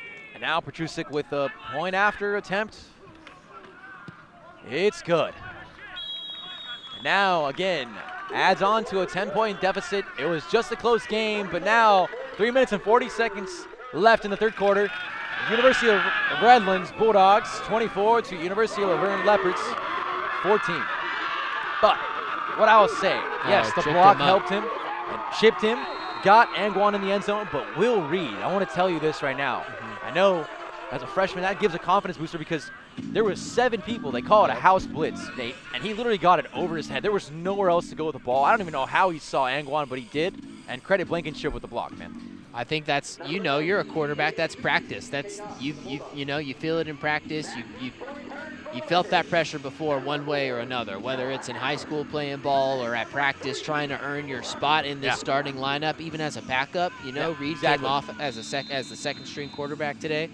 So he's ready to shine in this moment. The young quarterback, give him his due. He made a big-time play right there. And that's credit to mental reps and then obviously turning it to game-like reps right there. And now on the return, Noah Allen for Laverne. Pushing up to the opposite side of the sideline. Breaks one tackle, but ultimately gets fallen. But there's a flag. And it'll be on Laverne's side. It was a late block. That's the second penalty, most likely towards Laverne. That's going to hurt them in the long run because they might make it a 15-yarder. You can't do that, especially in a 10-point deficit because it's going to hurt you. You already saw it there like you talked about the 15-yarder. Let's see what the officials come up with.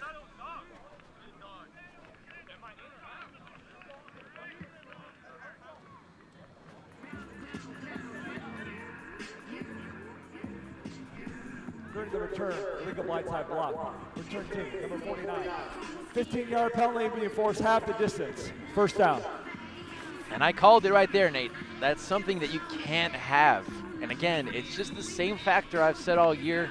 Trust me, as a former player myself, I want to see success. But at the end of the day, when you keep shooting yourselves in the foot with little things, it hurts, and it hurts really bad. And a 15-yarder there, again, for Laverne. It's only their second penalty, but hey, they're both costly.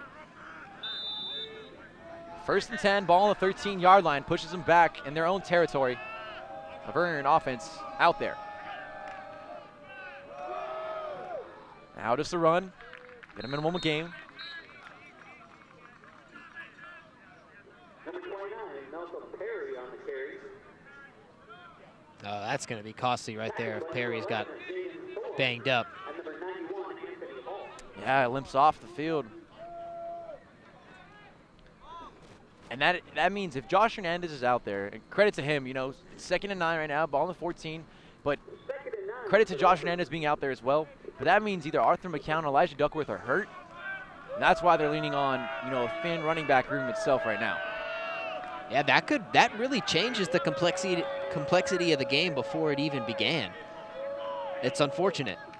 Now, Rudden right there, one-on-one matchup to Isaiah McNaught-Thornton. Incomplete pass intended for McNaught-Thornton. Looked like McNaught Thornton was trying to just create a little bit of space against the defender and kind of started trailing on the route a little bit. Ball started to beat him to the spot, and really McNaught Thornton had a beat on the defender if he would have just beelined to the ball. Hard to be nitpicky, but, you know, a play that could have been made. Oh, definitely, and that's one they want back because now it's 39, ball on the 14-yard line. It kind of changes trajectory as well, and it might even be a down where Redlands brings the house in a blitz as well. And it looks like they are bringing the blitz. Now Rudden has to get the ball off right to Jimmy Rumsey, but the ball is incomplete. That was a big play defensively right there by Chase Hunter, the senior defensive back out of Murrieta. Behind the defensive line, you could tell he was hunting Rudden. He was the last line of defense to get there. As you said, like you said, exactly, brought the house. And, you know, I think Rudden really felt that pressure. The throw was a short of Rumsey. It's been a lot of Rudden's throws have been short of all of his targets all day long. Just that one, too tough of a play to make. And that's also just not getting your feet set. But in regardless, and when you have pressure in your face, it changes your trajectory. And now, number 6, Joseph Rosales on that return. Gets tackled right around the 35-yard line. And it's in Laverne territory already. Yeah, but a good job by Marcel Logan, the junior out of Paramount, to get there. Long Beach Poly High School graduate. Wraparound tackle, a clean one, but like you said, in Laverne territory, right next, inside the 40. And it's already a couple plays, you go in the red zone, but at the end of the day, let's see how this Leopards defense responds. They do need a stop, and they do need some trajectory. Hey, if they could even score some points tonight, that helped the Leopards a lot out too. And now Will Reed in the shotgun. Ball 1st and 10 on the 36-yard line. Now Reed has a clean pocket to work with. Gets a dart of a throw again on that out. Credit to number 21, Grant Cheney, the tight end, senior 6'4", just comes back to the ball. Almost looked like a curl right there, and then to an out right there, Nate. Cheney, a local product out of Upland, making a nice play in front of family that's, I'm sure, here in the stands. There's his homecoming as well, trying to spoil it for the Leopards. 2nd and 1, ball on the 27-yard line, just hands it off to Taylor Bowie. Gets tackled immediately from Delonte Moore. But there's another penalty. And we will see what the officials have to say. Looks like Redlands thinks it's against Laverne. And if it is, that's their 3rd penalty on today. They literally came in the first half with 0. Now they've had these crucial penalties that hurt them. That was Personal a bad foul. jinx. Defense number 19, half the distance, automatic 1st down.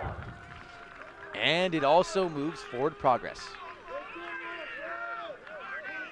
Yeah, this went from a real solid first half played by Laverne to a real sloppy second now. What it is becoming, a minute 47 before we get to the 4th quarter, but if Laverne wants any chance to really crawl back into this game, a 2-possession game now, 10 points separating the Bulldogs and the Leopards, 24-14, they got to play clean.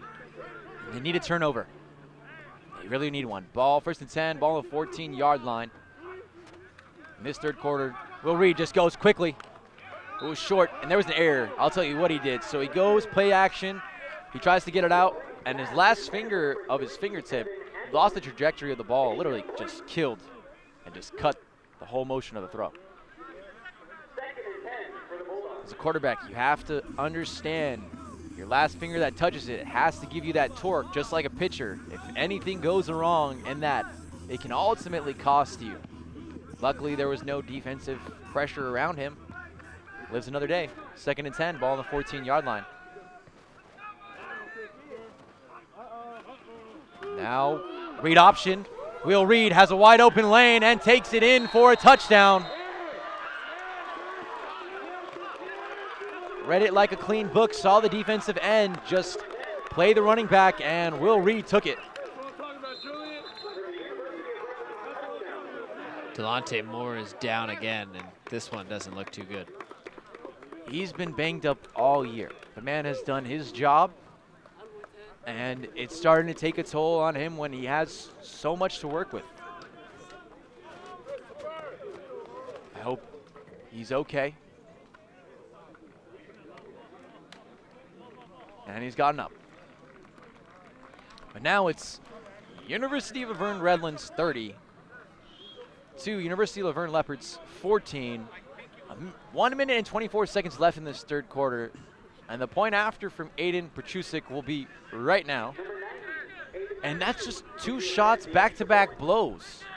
Throwing some uppercuts to Laverne. When they had momentum, Nate, coming out of this game. And they scored coming in the second quarter and second half. And now it's just a tale of 2 different halves again. Yeah, you use the term shooting yourselves in the foot. That's exactly what's been done. Now point after is good. It's tough, but you kind of, when you made that point about Redlands allowing the play to continue once the play is done, getting that last extra hit, piling, burying bodies. I think you're starting to notice that they're bullying their way to a lead, and, credit to them. The Bulldogs have started chipping at the Leopards' armor. And at this point, it's about whether or not the Leopards can stay on their feet. And you see that read option. I mean, the defensive end was playing the running back so hard, and I don't even think he knew Will Reed would be that of a dual threat right there, and he got a wide open touchdown. He showed off the speed, and he had a wide open lane to it, and he took it. And the freshman is starting to learn early, and he's got himself into a rhythm, and he's calmed down into this game and commanded them a more lead. Now, the Leopards have found themselves again trying to crawl back into this game.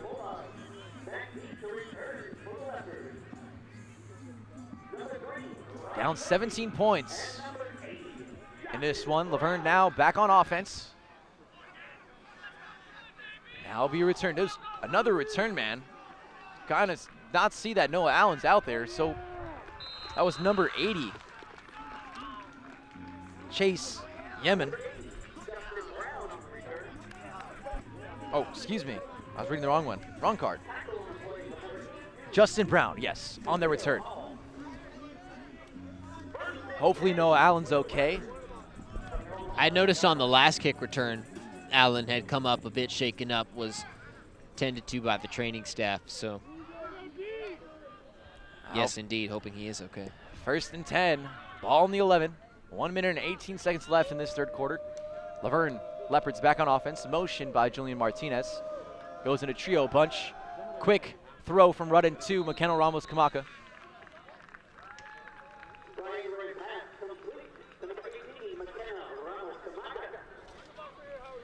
Now, I want to see if Laverne can start working that trio side. It gives you more options to find what you're trying to do, and you have to go quickly because now they're going to force you to have to pass, because if you're going to run the ball so much, that makes you lose. Exactly. Clock's going to go out, and you lose an element of your offense. 2nd and 7, ball in the 14. Clock winding down to 40 seconds. Now Rudden. Pistol formation. Play action. Airs it out deep for Isaiah Minot Thornton, who was covered in double coverage. Yeah, McNaught Thornton on a go route really was Rudden's #1 target on the play, trying to cut a lot of the field in a short amount of time. Just haven't been on the same page all day today. And it's a tight window throw, which makes it even harder. When you're trying to go a double coverage move like that, it leaves your, either wide receiver vulnerable, or if you're overshooting him a lot, I mean, it gives you space, but regardless, it's a 50-50 double-edged sword right there. So it's 3rd and 7, ball on the 14-yard line. Laverne trying to get a first down. That's a screen from McKenna Ramos-Kamaka. Now he makes man miss, and he gets the first down for Laverne. But he's going to be slow to take it up, and I think it's that ankle that's bad on him. That's why he was in those crutches like I told you early on, but he wills his way up. He's willed his entire way into this lineup to play today. McKenna Ramos-Kamaka, the senior, he leads by example, and that's why you see Rumsey, Allen, these young guys come in and make an immediate impact, because they have a true wide receiver one to look after. That's taken them under his wing and, you know, shown them the Leopard way to do things. And Ramos Kamaka, he's out there grinding through injury. He's been that way the last couple years coming to the close of the fourth quarter. He's a guy they're going to need here in this fourth too. And at the end of the third quarter, the score is University of Redlands Bulldogs 31 to University of Laverne Leopards 14. You're watching SCIAC football on Flow Sports, LVTV 3, and Laverne Community Television.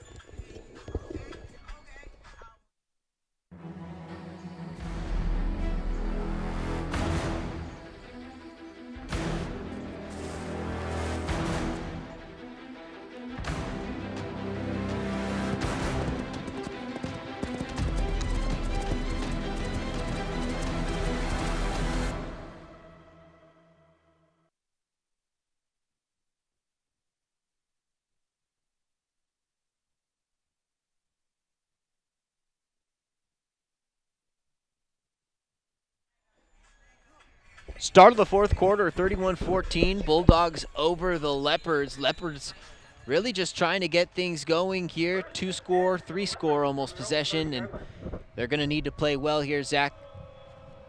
They are, Nate. They need to land a lot more. Now they bring back their run element. That's Malcolm Perry getting a minimal gain for yardage.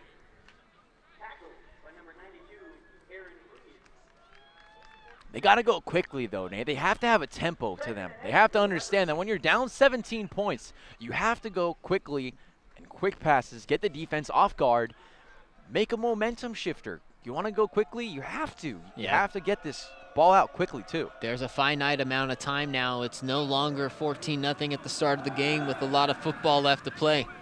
There's a shot right there. That was 2nd and 8, now 3rd and 8 on ball on the 32-yard line. That was just what you needed. That was easier as it gets, Nate. You can tell Rudden's getting into his arm, and he's feeling good about it. He's overthrown his targets versus underthrowing them as he did much of the first half and to start the second. He's getting more into a rhythm, but the receivers, I don't think the chemistry is there between him and the receivers as much as Rudden feels good about his own passing game. Or he thinks it's so much that he feels like he has to overthrow him. Right. Now 3rd and 8, ball on the 32-yard line. And it's intercepted by number 5, Lawrence Williams. And like you just said there, Nate, I don't know where he was going with the ball on that one. That was a can of corn for Lawrence Williams. That's as easy as it gets. And really, it looked like Rudden just let go of it wrong. Out of the hand, that did not look like a good ball. Wasn't spinning well. Wasn't spinning at all, frankly. And you have Redlands to with a see gift. here. Yeah, exactly. And the one thing is when he felt it, he threw off his back foot. So that's one thing that's wrong because it makes your receiver. And plus he was already covered. So at the end of the day, he was just trying to get the ball off somewhere. And then hurts them ultimately. Now Leopards back on defense. 1st and 10, ball on the 46-yard line. Will Reed out there at quarterback, hands it off. So they're running back. Number 33, I believe. Zay Young.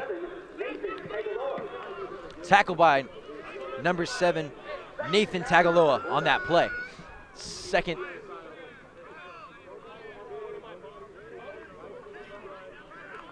and 10, ball on the 46-yard line. Now Will Reed seeing play, gives it back to Zay Young. Zay Young now still gets tackled by number 9, Devin Martin. Number 33, Andrew O'Neill on the carry. Tackled by number 9, Devin Martin. And it's going to be 3rd and 10, so no gain on that. Oh, 3rd and 8, excuse me. Ball on the 43-yard line, so only got 2 yards to gain on that. But now it forces Redlands to pass the ball. So the Leopards' offense are obviously doing their job right now. But they have to survive this stop. See if they bring the blitz. Pass was complete, but tackled by number 9 again, Devin Martin. And that was caught by number 1, Julian Walker, on that play, on the pass from Will Reed. It's 4th and 7, ball on the 4th and 4, ball on the 40-yard line. And this is the ultimate test right here, Nate. The fact that University of Redlands, even though they're up 17, feel good that they can get this first down just shows that they feel that they're more dominant in this game. And it is incomplete. Turnover on downs. Now Laverne Leopards back on offense. And Jamar Brown on that stop. I was about to tell you, from the very beginning, Redlands has felt like they can come back out and beat Laverne for a second time. And they came out strong. They took advantage of 2 early interceptions by Rudden, who's now thrown 3. He's got to be careful. But they've been in this game. Laverne has had their chances. They still do have their chances if they're able to execute well.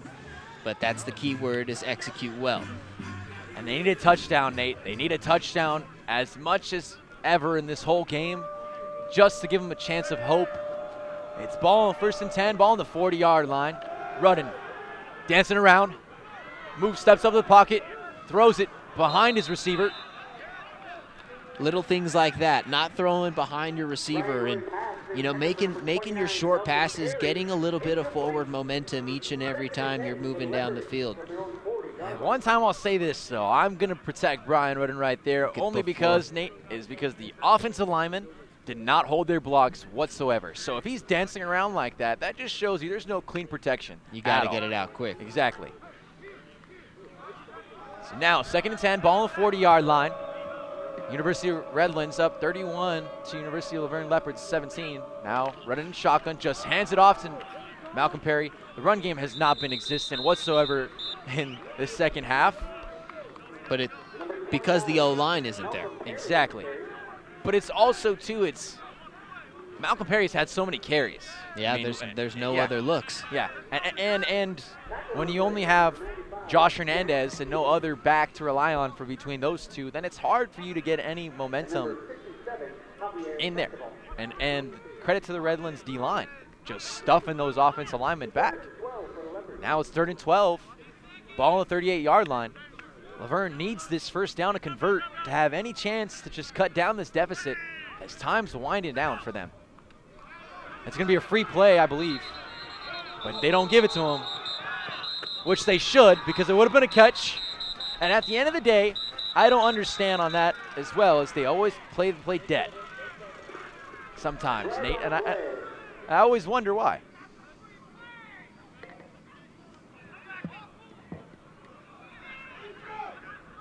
Brian Rudden wants to know, too, because he thinks that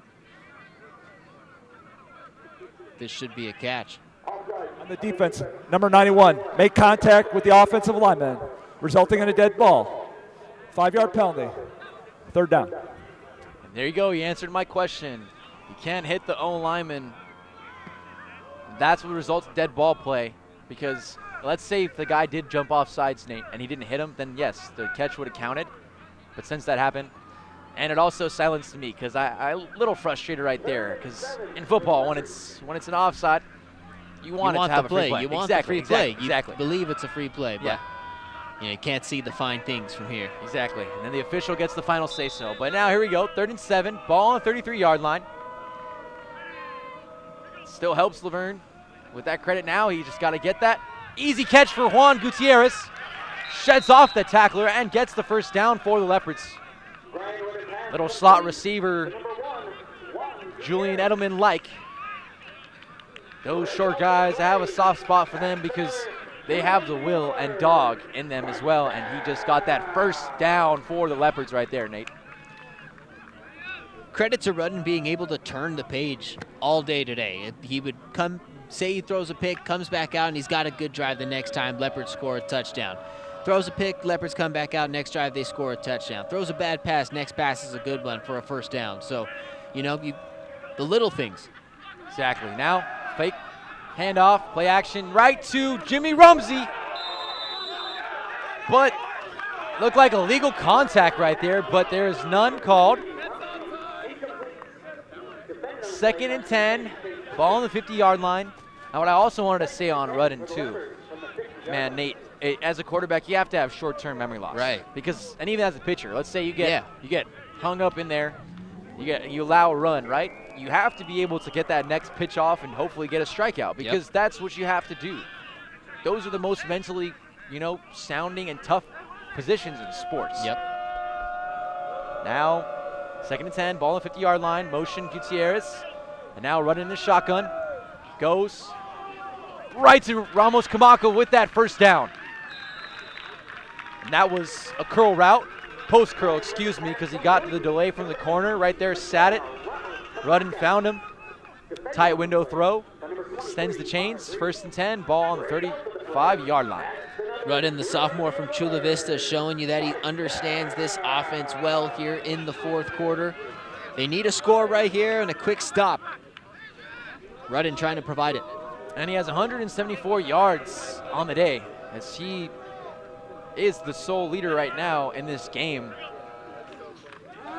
in passing yards. Now Rudden getting way to his left, gives a little dump off to Malcolm Perry, throws it behind. One thing there, I would have thrown it right out of bounds only because the guy was guarded hell-wise, and you do not want to, afford any other mistakes. But now there's an injury on the field. Or no, just taking his shoe. It was Braven Lazard. Be 2nd and 10, ball on the 35-yard line. Yeah, that was really tough for Rudden to do anything with. I can kind of completely agree with you. Perry was swallowed up by defenders in every direction. And I have a soft spot, too, for Redlands as well, Nate, because I wore the same exact number. So 12, he's got to do his job here. Now Redlands up to, has a wide open man. Jimmy Rumsey makes a man miss. And he goes in for the touchdown. Jimmy Rumsey, that's his 2nd touchdown for today. The ball, a little wobbly, but right to his target. And like I said, made him some positive plays right there. That's Brian Rudden's 2nd touchdown on the day. And the 2nd touchdown for Jimmy Rumsey. Those two connect. They do have well chemistry. Jimmy Rumsey doing a great job just to beat his first defender, be patient on the catch, and then make a play after the catch. That man is one hell of a player, Nate, and he does it really well. Now Lopez's point after is good. Now it's a 10-point deficit again. University of Laverne Leopards 21, University of Redlands Bulldogs 31.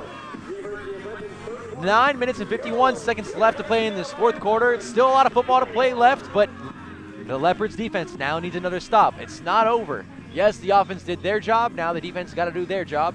And then Redlands has to stall out and get them to more of their momentum. So, tail, they got to see. One more quick note, though, before we move on from the touchdown. 2 for Jimmy Rumsey today, gives him 7 receiving touchdowns on the season. That's Skyak wide receiver 1. And rightfully so. I'll tell you why. The man, sophomore year, right? Heck of a sophomore year. Jimmy Rumsey has done unimaginable things this year. With the uncircumstances, the guy has separated himself. He's had one-handed highlight catches. And he's selfless because he asks Rudden sometimes, hey, if I'm not open, go get it to the other guy. What more can you ask from him? And now, on the return, Aramboles now making his way to the 32-yard line.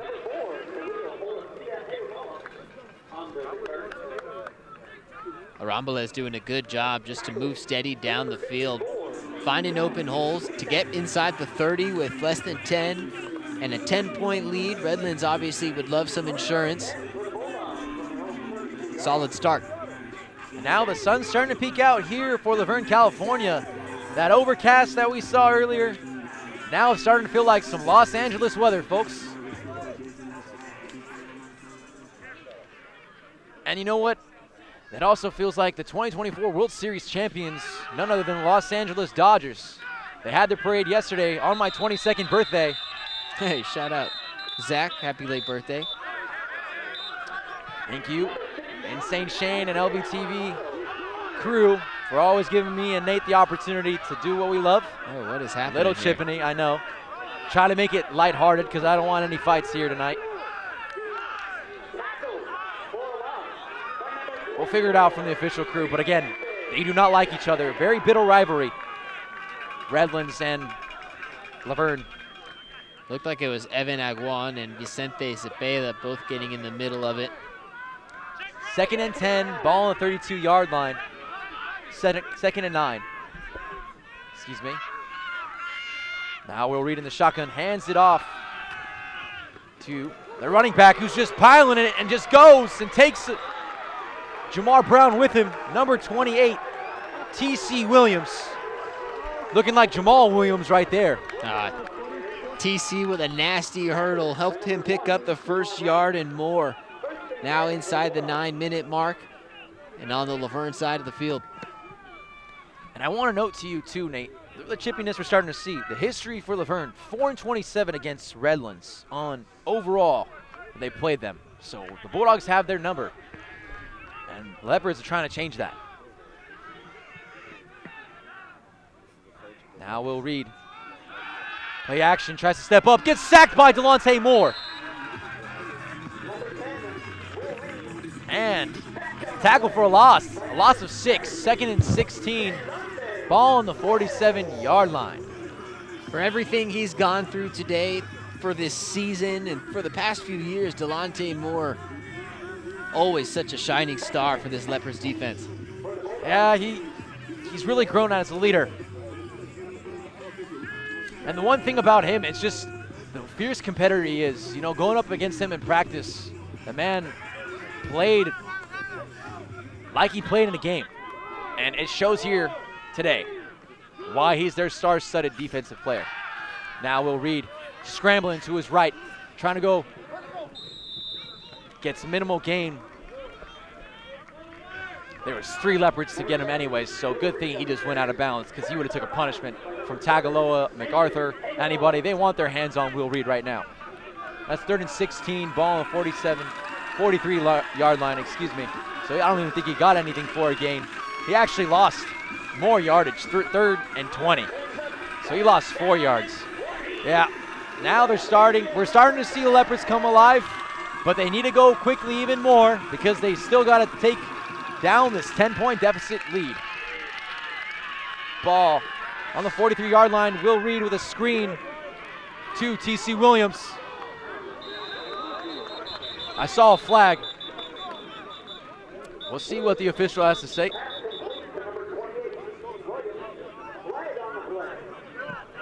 That was a big play made by Williams. And if this flag doesn't go the Leopards' way, that could be really costly. And it does. And I also want to say too, Nate, it's being consistent because now you're starting to see Leopards, they're being more consistent now with defensive play and offensive play, but they have to do that throughout this whole 4th quarter if they want any chance of winning this game because we've seen it early on. Redlands responds, but now Redlands is going and stalling.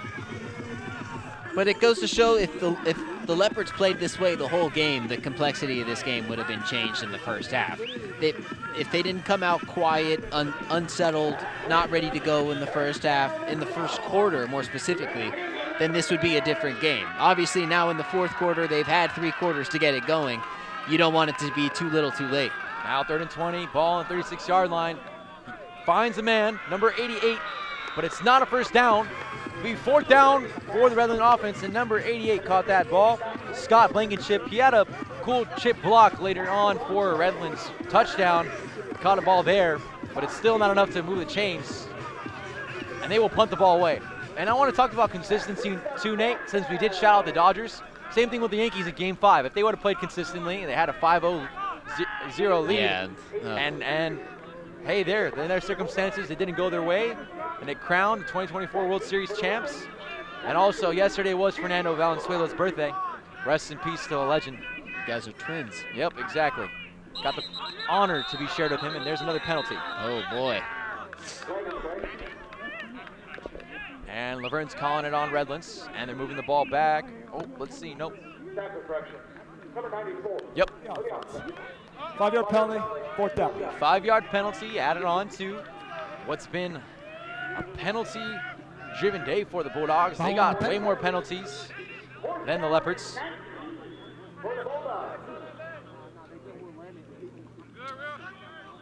They just got one more penalty than Laverne, which is kind of insane because Laverne had none in the first half, Nate. Yeah, but it's been a real sloppy second half. Yep, exactly. And now back to receive it is Jimmy Rumsey. Fair catches it. And that's the man of the hour, Jimmy Rumsey. And does it all. And there's a flag on the play. Okay, now it's starting to turn into flag day. I want to watch more football, Nate. I don't want to keep seeing yellow flags get on that field. I think both teams are making bowhead mistakes, and I'm fearful that this is against the Leopards. Dead ball. Unsportsmanlike conduct. Receiving team number 54. Half the distance, first down. And another penalty. Now it ties up 5 penalties for both teams. And it just can't happen. You're down 10 points. You need to get every yard possible. Now it goes the other way. So it makes Laverne have to drive the whole portion of the field. Ball on the 18-yard line, 1st and 10. Things were going the Leopards' way. You can't say they couldn't. The only thing that really wasn't was the clock. But now field position, another disadvantage. For a team that needs to get things done quick, this is not the hand that you would like to be dealt. Especially 5 minutes and 35 seconds left as well. And another penalty. Is that 4 straight plays with a flag? Yeah. Well, the LVTV crew can see flag day here today. First down. Oh, and it's a false start against the offense. Another half distance to the goal. And that's a quarterback's nightmare. You don't want to be anywhere near your end zone. If they bring the pressure to you, that can be a safety. It'll give me flashbacks to, and before I was born, but I watched this play. Dan Orlovsky ran into his end zone, got a safety because he had nowhere to run. Now, 1st and 10, ball on the 4-yard line. Throwing it quickly to his receiver, thinking it was an interception. Sure looked like it. 50-50 ball. I think it's a matter of whether or not he came down. But they think McKenna Ramos-Kamaka, so it's going to be the judgment up to the officials, and this will be the huge blow either way.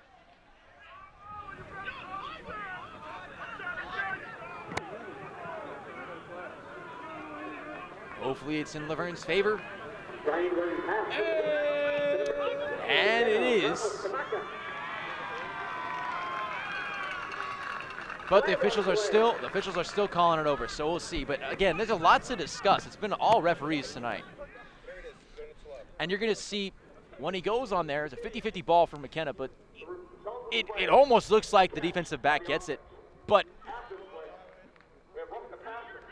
I was watching the monitor here and not the live ball on the field while the play was happening. And from the monitor's view, that exact replay, which I saw live happening, it looked like the defender came down with it, which is why I was mistakenly saying it looked like as long as he came down with it in play that it would be an interception. But for Ramos-Kamaka and the Leopards, it's a first down. He came down with the ball, and that's all that matters. 1st and 10, ball on the 37-yard line. My good old pal, McKenna Ramos-Kamaka, just shows that he head tops defenders like he always does. So now, 4th quarter, 5 minutes and 27 seconds left to play.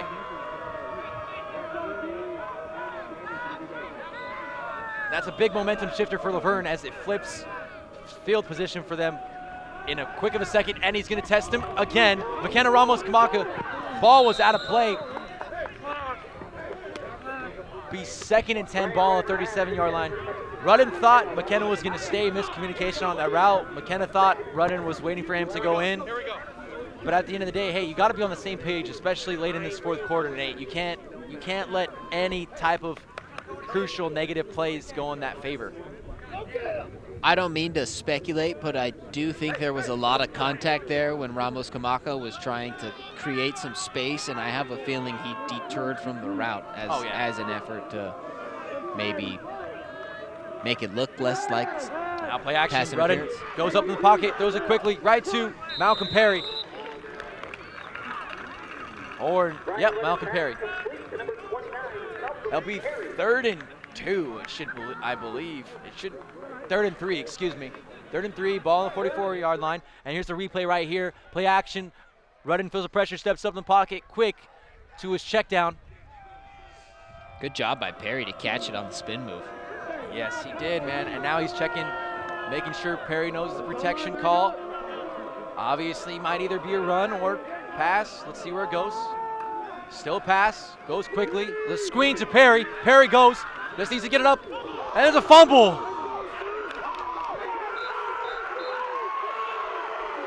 And Redlands recovers it.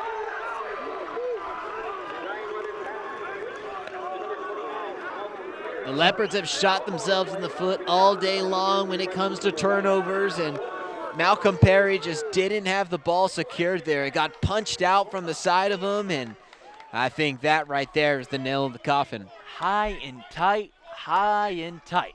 He didn't have it anywhere near his body or chest, Nate, and that for running back is the first thing on your mind. And it was the last thing on his mind right there.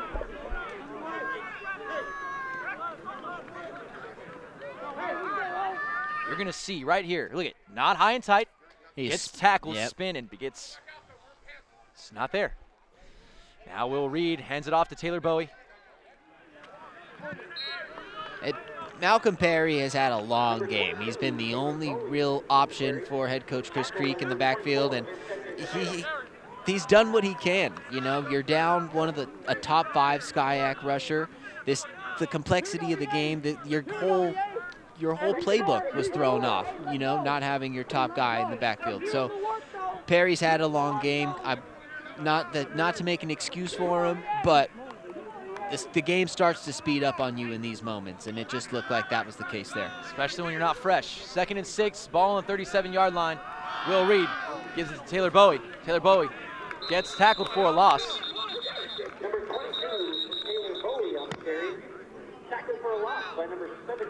And number 17, Delonte Moore again with another tackle. Oh, man, he is the lead leader in tackles for SCIAC. The man is literally flying around everywhere. It seems like he's made every tackle today. And a timeout for Laverne.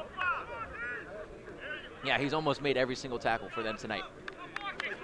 As a reminder, fans, after the game, It almost feels like it, but actually, he only has 7, but it feels like it's almost everyone. But regardless, the man has done a credit year. You got Vincent Cepeda with leaders and tackles.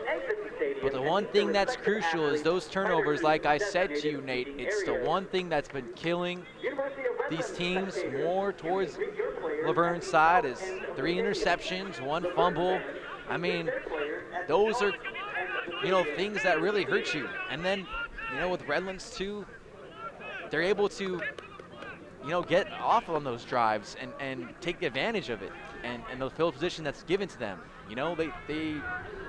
It's hard as an offense to get going. That's how good teams, or teams I should say, come away with what you call an easy victory, is by capitalizing on others' mistakes. And there's a sack by Justin MacArthur on Will Reed. But there's a flag on the play again. Oh man, I'm starting to dislike the color yellow.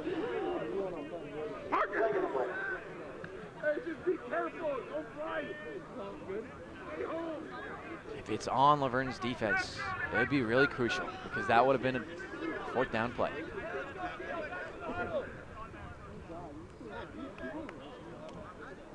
personal foul. Number 24. Illegal block. 15-yard penalty. Automatic first down. And another penalty that cost him 15 yards, illegal block on number 24, Vincent Cepeda.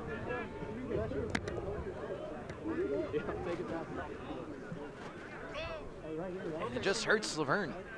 You got 3 minutes and 40 seconds left to play in this game.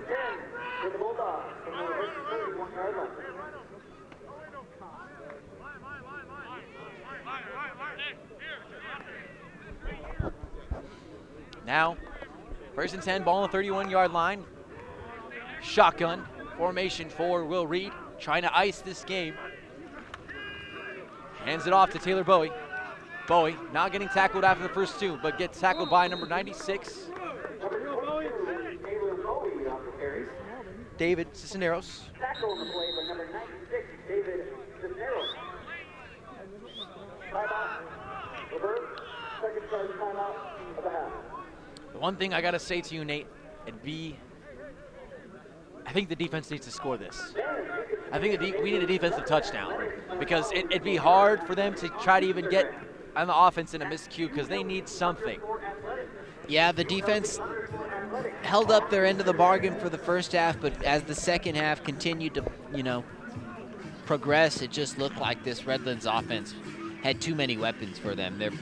The cohesiveness of the defense hasn't quite been there, and although they have provided stops when they've needed them, it's just been too little. They do need a defensive touchdown, but even that is asking a lot for a unit that's put in a lot of hard work for you already. Yeah, and exactly. I was just saying that too, is just because it'd be hard.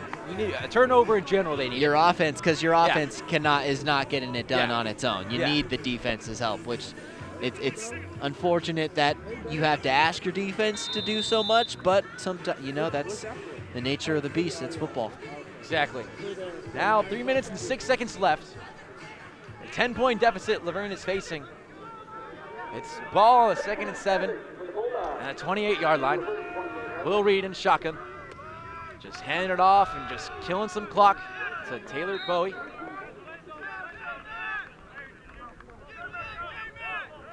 Number 22, Taylor Bowie on the carry. Tackled by number 91, Justin McCarthy. Timeout. Laverne, the final charge timeout. So there's Laverne's 3 timeouts.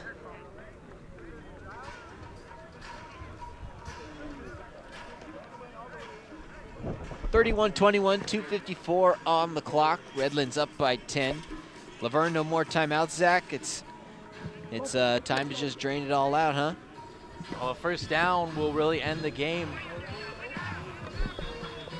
But this is where the Leopards dig deep because anything can happen. It ain't over until it's over, Nate. Right. And you have to have that mindset to understand that there's still a possibility. But they need it to happen right now.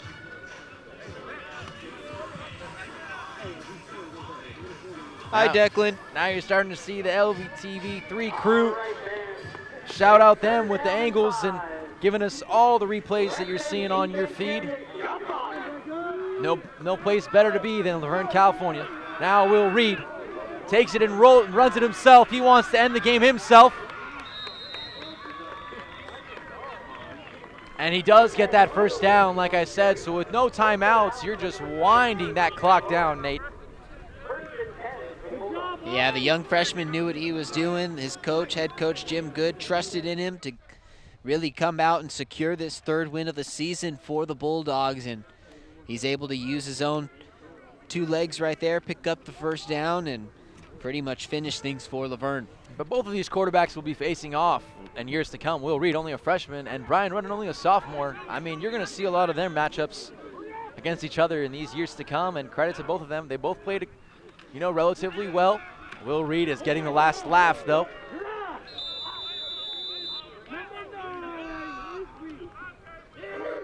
Delonte Moore again, right in the middle of it. That's his 8th tackle of the game. He said he was at 7th tackle.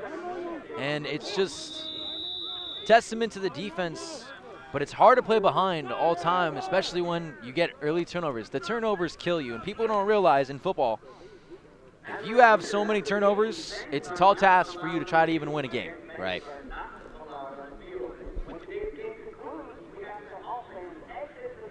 It takes you out of it. It gives the ball right over, and it's hard to make up that momentum unless you force another turnover yourself. But, a turnover on downs is good too, but you don't get that often when you're the worst defense in the conference, Then you're going to play what? The 2nd best team in conference next week?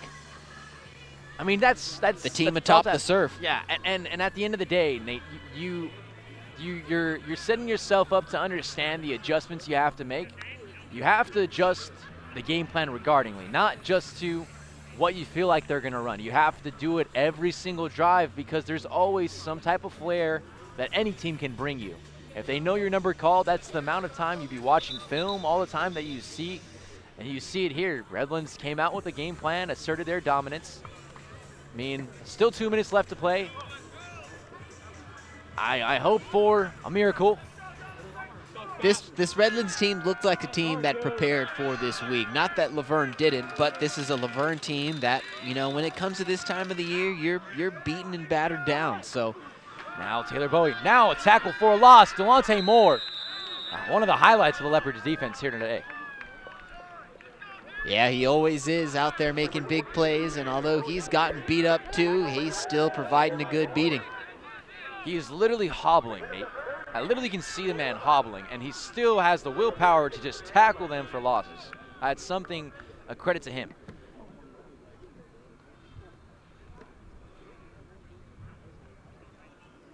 Now, 3rd and 10, ball on 16-yard line. Minute and 25 seconds.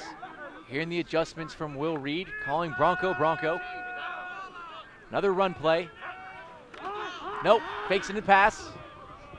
And it's incomplete.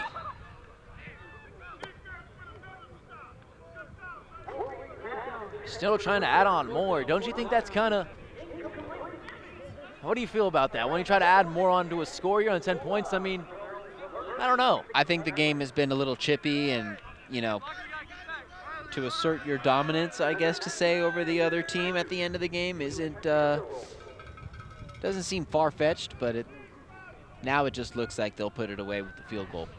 And Aiden Petrusik up to make a field goal attempt. And the kick is no good. Tough day. Yes.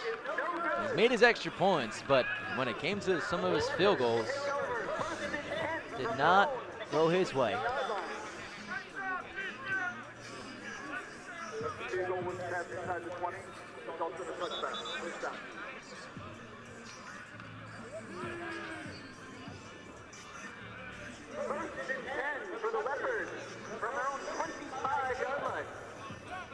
Or excuse me. One made out of 3 tries on his field goals today. I gave him more credit. It was his PATs he made more.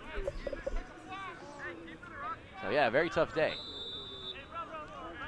Now Laverne's back on offense. Brian running number 12. Has to dial up in the pass. Right to number 3.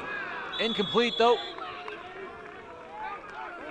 And a pass intended to Ronald Rupke. It'll be 2nd and 10, ball on the 25-yard line. That's double coverage, man. You're going to kill your receiver. Yeah, it looked like a hospital pass. Ropke went up for it and then came down. It looked like kind of awkwardly, but really the defender just doing his job. It's a tall task as well to just even try to fit that window. I mean, he had it. It's just, hey, when a safety comes like that, it's punishment. Now a screen to Redicana Ramos Kamaka. Vern's got to get going quickly. Ball's going and time just winding down. Actually, nope, they call it dead right there. So 56 seconds left, 1st and 10, ball on the 20-yard line. Now the clock starts to go. Brian Rudden sees it. Oh, goes out of the play. And almost would have been a game-sealing pick. That came out weirdly, awkwardly out of his hands. Yeah, not sure if he had gotten rid of it clean and maybe just off the fingertips it rolled out funny, or if someone had gotten a piece of Brian Rudden. Either way, a big break for the Leopards.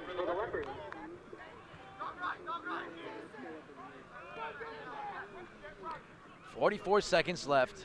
2nd and 10, ball on the 31-yard line. Hey, if you're going to do this, look, you got to get Jimmy Rumsey. They look like they're going to try to double cover him because they got a safety right there back for help. Cover 2, look. Go quickly, run it now. Right to Jimmy Rumsey. You see Rumsey now moving in space. But they still got to go quickly. 35 seconds. That was a great job by Rumsey just to get open over the middle of the field. 1st and 10, ball on the 49-yard line. They got to go with more tempo. They want to have any chance. Rudden now. Goes, rolls to his right. Throws it. Pass incomplete. Intended for Isaiah Minock Thornton.